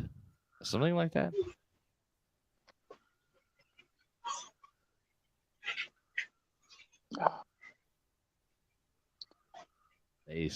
Ceradonks? Does this ring a bell to anybody? Spell it. Spell it. Well, that's the problem. Is it's like written in italics on here, so I'm trying to read it. And the lighting and the fact that I need glasses is making this hard right now.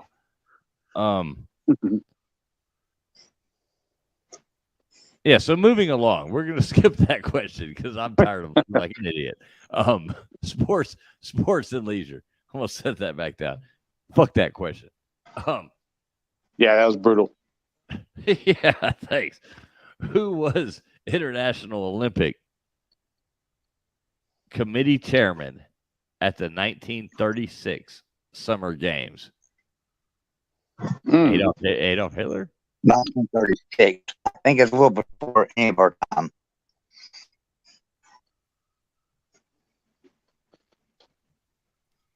I don't have. I'm going with Hitler. Yeah, it's either that or maybe his right hand man, Goebbels or Goebbels or whatever. Or Goring, or one of those. Yeah, I don't know. I mean, that was the Olympics where Jesse Owens and Yes. So Jeff, do you have a better guess or? No, I'm going to go with Hitler as well. Okay, let's see. Let's flip it over. All right, so the first one, which we all should have got, the London station do trains, from Paris, blah, blah, blah. Victoria Station. Ah, Yeah, I mean, we all should have got that right. which is in what town? I wonder. London, probably, but it doesn't matter.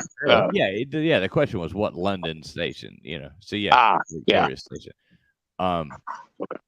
In the movie character with Elmo Lincoln was Tarzan. Joey, good job, Joey. In history, the U.S. president that graduated, blah blah blah, Lyndon Johnson. Jeff, didn't you say that? Yes, LBJ. Yeah. Good job. Okay.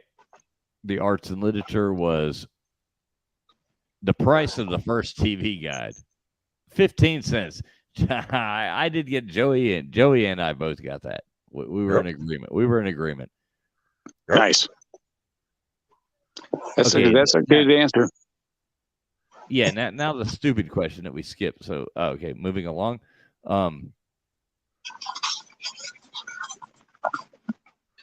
Avery Brundage. Avery Brundage was the International Olympic Committee chairman at the 1936.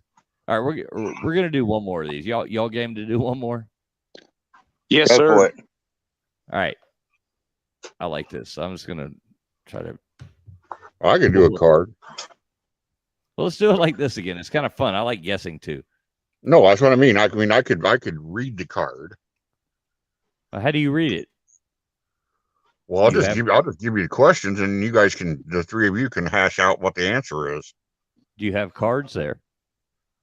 I do, but I would just give you questions I already know the answer to. I just pick a category and just read you. I'll just make up a geography question, but I'll make sure I know the answer to it. I'm not gonna bullshit you. I'll say something I know the answer to. Okay, go, right. Jeff. That'll be fun. I'll play. Let's go. Yeah. And we'll do one at a time. I mean, after we do geography, then we'll go to the next one. We won't do like all six and try to remember them. All right, let's go. So anybody can answer this. Here's geography. First answer wins. Whoever gets it right first. Whoever, you can all come up with a guess, and then two of you might guess one thing, one of you might guess another. Okay, here's the geography question. What is the only state in the United States that has two of its borders entirely composed by rivers? Wait, say that one more time. This is the only state in the United States that has the entire length of two of its borders composed entirely by rivers. Huh. So just two of its borders are rivers. Anyway, yeah, I'm not venturing a guess yet, but I'm thinking. Wait, did you say two of its borders are rivers? Yeah. The only thing that I can guess on that would be Mississippi. I mean, you got Mississippi on one side, and yeah, it's got to be Mississippi. I'm going to say Iowa with because you got the Mississippi on one side and maybe the Missouri River on the other. But that's my guess, Iowa. Jeff, are either of those right? Or what? Are either Mississippi or Iowa right? Yes. Yeah, one of those is the correct answer. Yeah, then it's probably Mississippi. The correct answer is with the western border of the Missouri and the eastern border of the Mississippi. The answer is Iowa. Oh, nice. Okay, good Well, job. Good job. I'm a Midwesterner, so I knew that one. Kind of, sort of.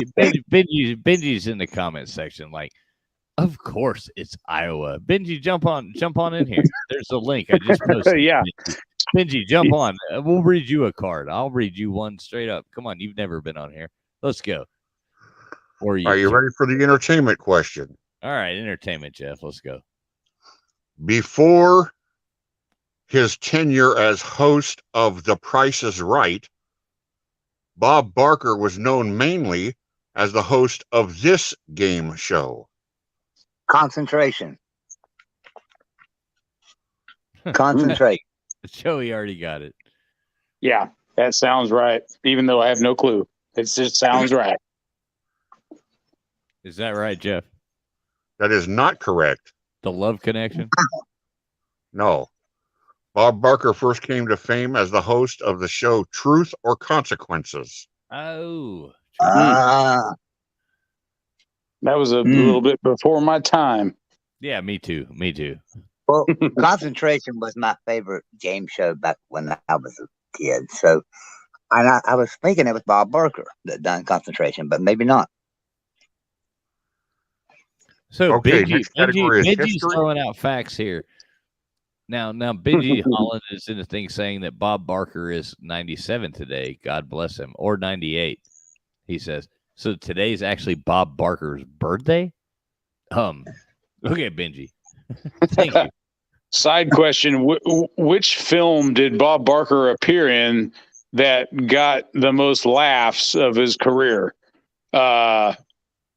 Happy Gilmore. Yeah. Sorry, I cut you. Yeah, my bad. Wrong, bitch. I mean, he beat the crap out of a guy that prided himself on being tough. So yeah, that's what I'll probably always remember of Bob Barker. Even though I did like The Price is Right. But next category, history.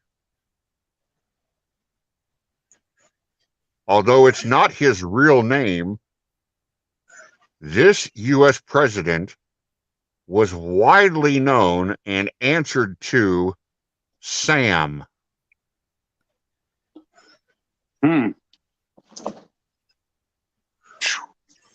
Grant. Sam. I'm trying to think myself. Well, now, who said he was president I'm going of with the United States? I'm going with Grant. You said, is it president of the United States? Yes. Yeah. Okay. I'm going to say Roosevelt. Theodore. Calvin Coolidge. Sam. The answer is Ulysses Samuel Grant. Thank you. Thank you very much. Thank you very much. He's known by by all cool, his friends who refer to him as Sam. Yeah, some of them probably called him Sammy, but nice work, traveling pools. Yeah, I pulled one out of my ass. So, hey, that's as good as what's next is arts and leisure, arts and literature. Is that the next category? Sure. What are you doing? You like Googling questions? Yeah, I'm just coming up with questions here. Yeah, no, that's cool. It's fun. The answers are correct. I'm not giving you something. I'm not giving you a fake answer. No, I was just asking. Jeff.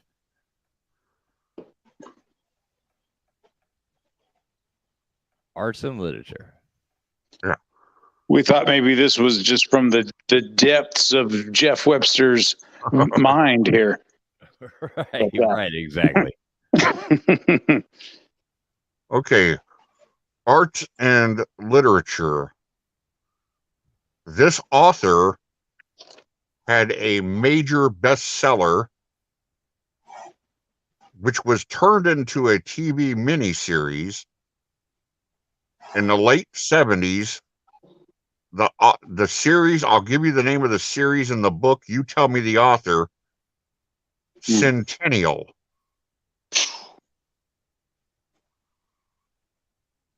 Yeah, I got nothing here on this one.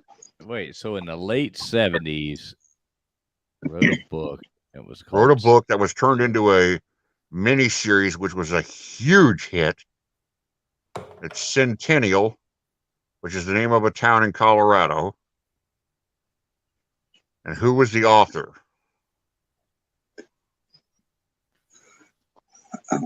I have no idea. No earthly idea. Yeah, I mean, Jane Austen. The Outer Limits. Henry Brooks. I don't know. The answer is James Michener. That's a tough one. Where'd you find that one at?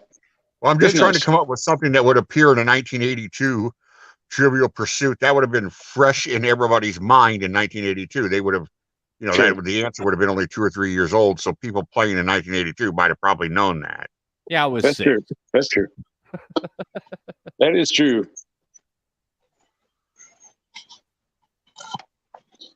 Maybe more current events. Sports. I'm not critiquing your question asking it at all. I love it. Like the more obscure questions, I think, the better. Even though I'll know none of them, but it's still interesting to right. Yeah, It's more fun to get right the obscure Mhm. answer. Like I know that. well, that's true. Like, Yeah. I'll take college football for 1,000, please. Yeah. Science and The nature. Falklands War for 1,000, Alex. right. Thank you. Thank you very much. Science and nature. Science and nature. All right, what you got? What is we're not counting Pluto because it's not officially a planet anymore. Of the 8 planets in the solar system, this is 6th in size, 6th in diameter. Oh shit. 6, probably Earth. In other words, there's only sixth of the 8 or of the 9. There's only 2. There's Okay. only 2 smaller than the correct answer. There's only 2 smaller than the correct answer. Okay, never Gotcha. mind. Yeah. So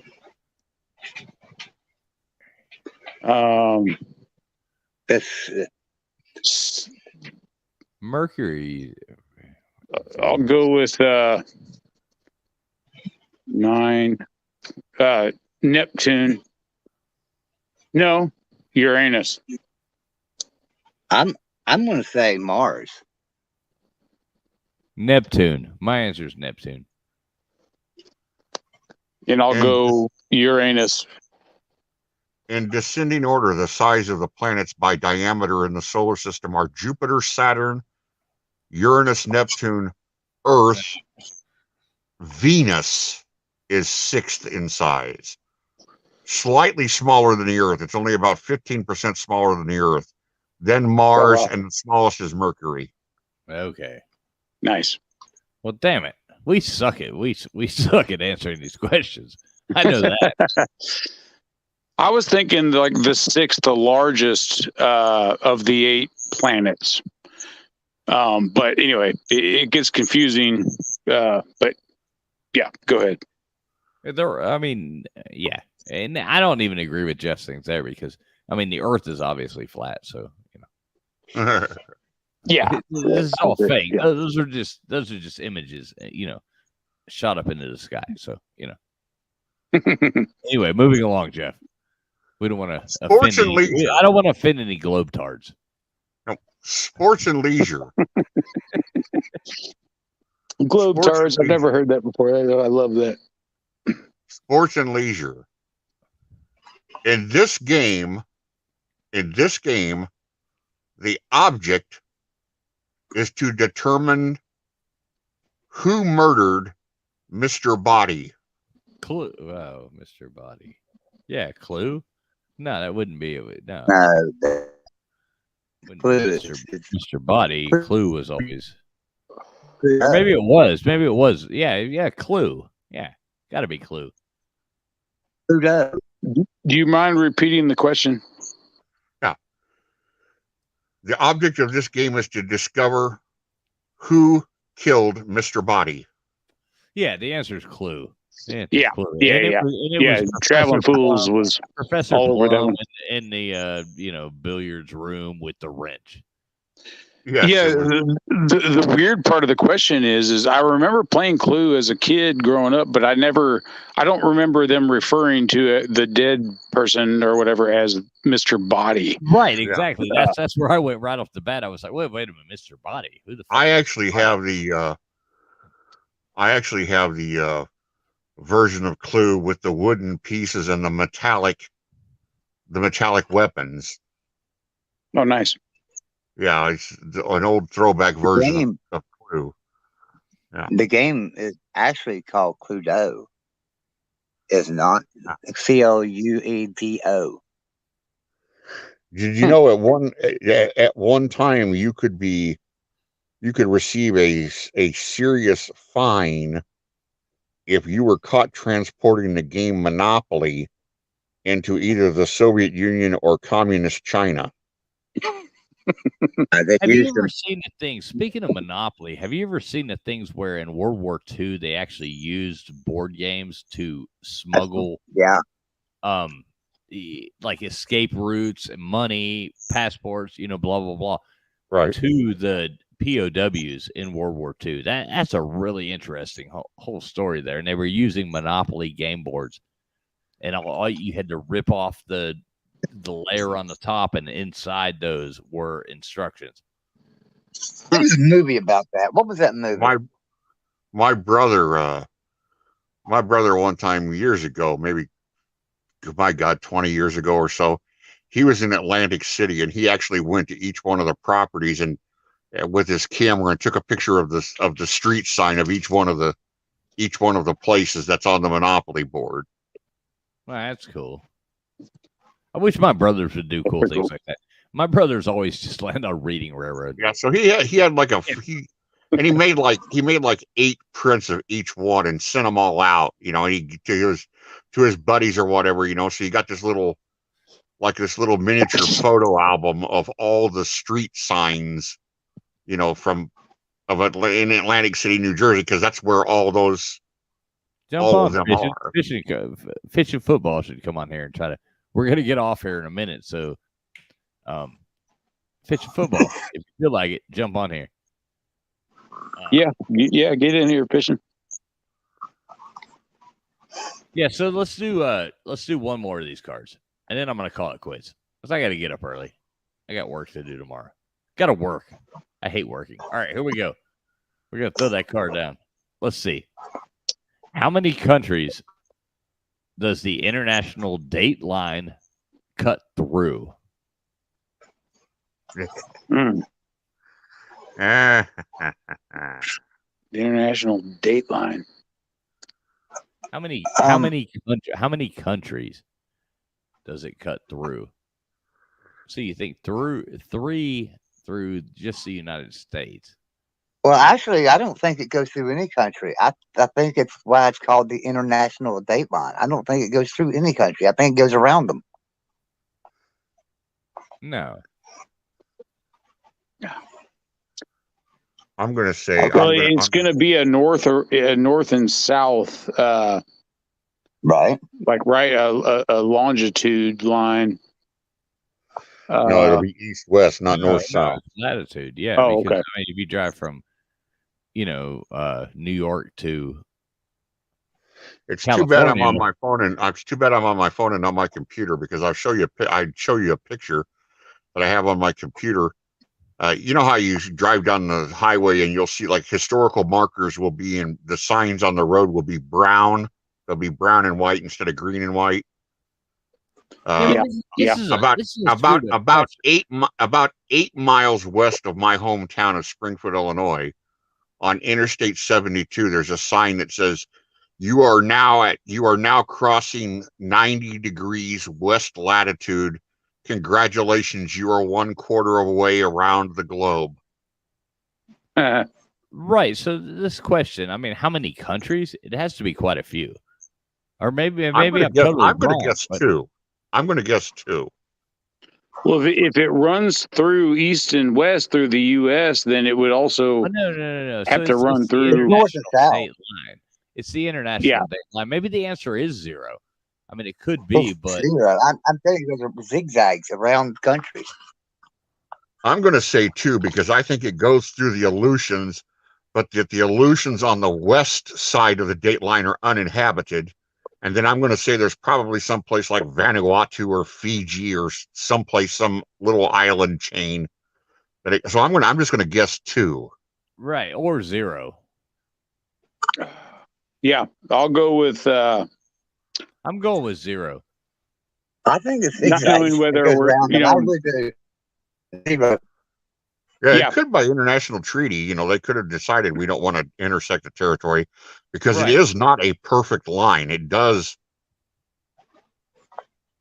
Well, we're talking about a point where when the sun goes past this line, we're now in a new day, right? Globally. Right. Maybe it has something to do with like Greenwich Mean Time.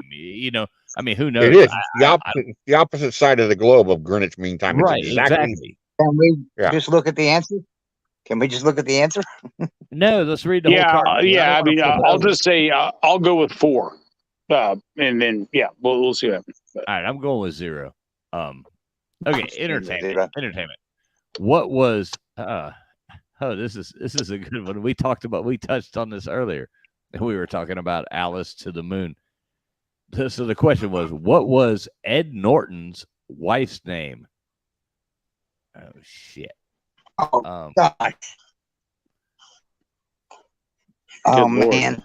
It's like I want to say Wilma. I know. Like first thing that came to my mind was like Wilma and Betty, but no, that's the Flintstones. I never watched the Honeymooners, but I think it's something like Trixie. Yeah, that's what I was thinking too. But I'm trying to remember if that was. I'll go with Tiffany because that's the name of I'm gonna say every Trixie, too. crazy girl. I'm gonna go with Trixie myself. That's actually a really good guess. It is something like that, I think. I'm trying to think, but yeah. We'll move on. So, what barroom judge called himself the law west of the Picos? Oh, that was a judge. Oh shit! Y'all know the question, right? West of No. Topeka? Roy Bean. Oh. Judge Roy Bean. Judge Roy Yeah, Bean. no, I wouldn't have got that. Judge Roy Bean is going to be the answer. Yeah, because it's not Pecos Bill. No. What barroom judge called himself Yeah. the law west of the Picos? It's going to be Judge Roy Bean. I'm fucking tagging in my answer on that one. Works for me. Arts and literature. What film was inspired by Daniel Keyes' novel Flowers for Algernon? Flowers for Algernon? Yeah. Yeah.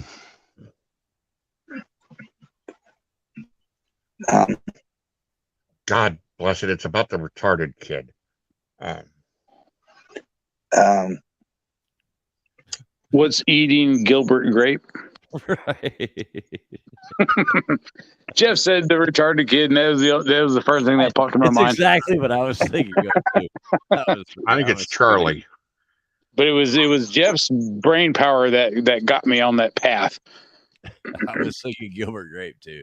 I really was. I say it's Charlie. I'll go with Charlie. I don't remember. I'm trying to think, and I couldn't think. I got no idea. So moving on. Oh, now I like this one. I know this one. What's Fiddler's Green? Fiddler's Green. Yes, Fiddler's. What's the category? Science and nature, but it almost goes more into like folklore. I would say. What's Fiddler's Green? Now I know this because I actually have. My email forever has been included Fiddler's Green in it, and I know the answer to this. If I was a rich man. Oh, is that like it has nothing to do with that though. But I was. Is that where he's walking into the after? Is that the one where he's walking into the afterlife? Wait, Jeff, do you know I was the fiddler on the roof in a production one time? Were you? You were Chevy? No, I was the fiddler. Oh, okay. I had to like sit on a roof and follow Tevye around. I know all the words to that song. I mean, as many times as to the whole play from rehearsals to, blah blah blah blah blah blah blah blah blah. Are you married? Your school put on a production of Fiddler on the Roof? No, it wasn't school. It was an actual like. Oh, okay. Oh, I got you. Nice. Well, hell yeah. That Fiddler's Green, is that like a picture or something? Somebody walking into the afterlife or something, isn't it? Or a fiddler that never that was stops Joey playing. checking Life it. goes on or something. You were breaking up. Am I lost? Joey. No, you're Oh, back I'm now. sorry. You're back now. You were robot Joey Okay. for a few minutes. Fiddler's Green, isn't that where like you're walking into the afterlife? It's the afterlife. Right. Kind of, but that's not specific enough at all. I have Yeah, no answer. the Fiddler's Green. I haven't flipped it over yet, but I mean, as far as I know, that's a like a sailor's heaven. Mhm. Is Yeah. what I've always known it to be. What's the last event in the decathlon? The 800-meter run. Yeah, so it's a run, right? At the end, they run to the finish. Yeah, typically it's the 800-meter run. But anyway, I'll shut up. So I'm gonna go with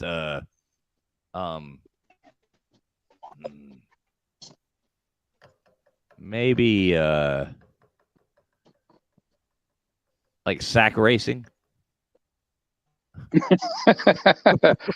Yeah, right after they get done tossing the pots and pans. Yes. Right, exactly. No, it's the 1500 meter, not 800, 1500. Yeah, it's the mile. Okay, so we're gonna start at the beginning. So, how many countries? International dateline? 0. Ed Norton's wife's name was Trixie. So yes, that was correct. Trixie was right. I got that. The barroom judge, yes. Roy Bean, Judge Roy Bean. Thank you very much. Thank you very much for that one.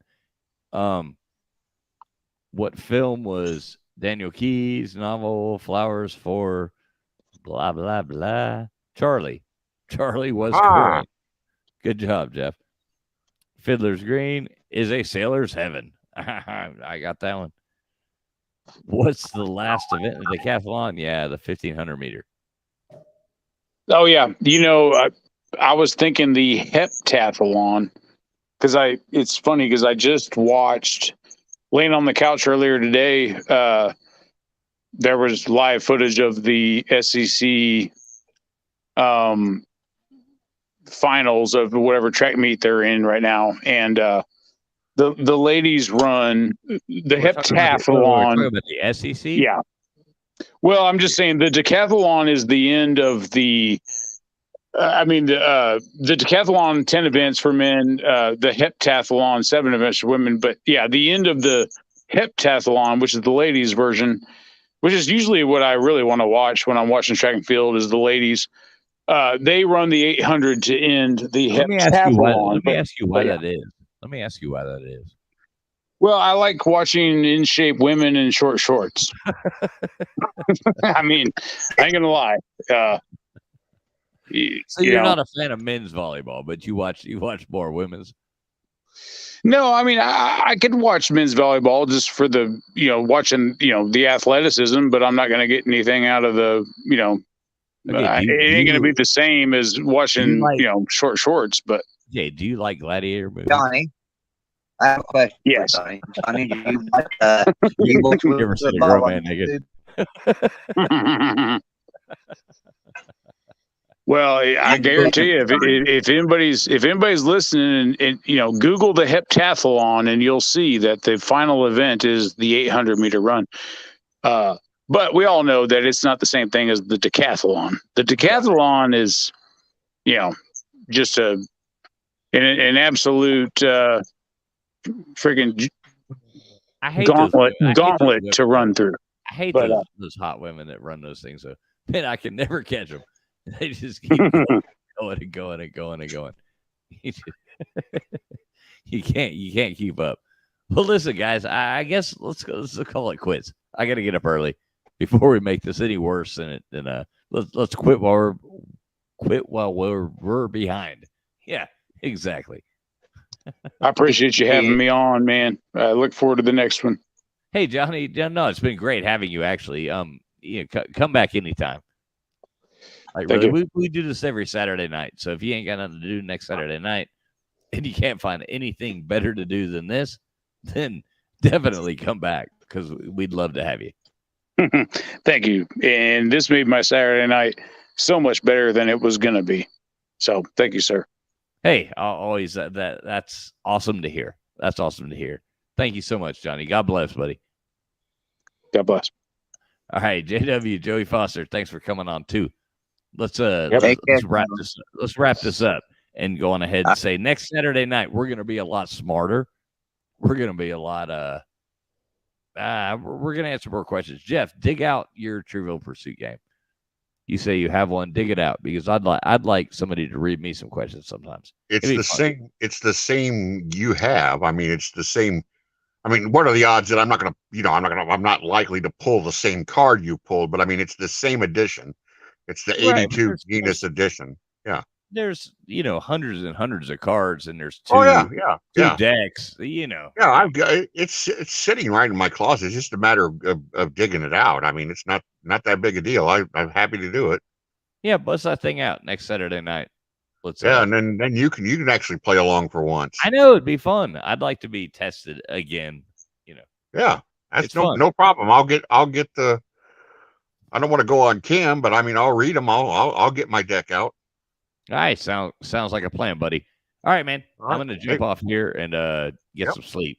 It's All getting right, to be we'll that. talk It's later. 3 o'clock. What is it? 2 where you're at? Yep.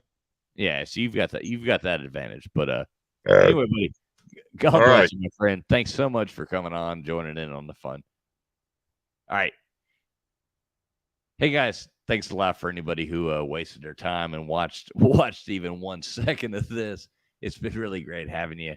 And tune back in maybe next Saturday night, and we'll try not to disappoint you so much more. Anyway, all right, thanks a lot. See you guys later.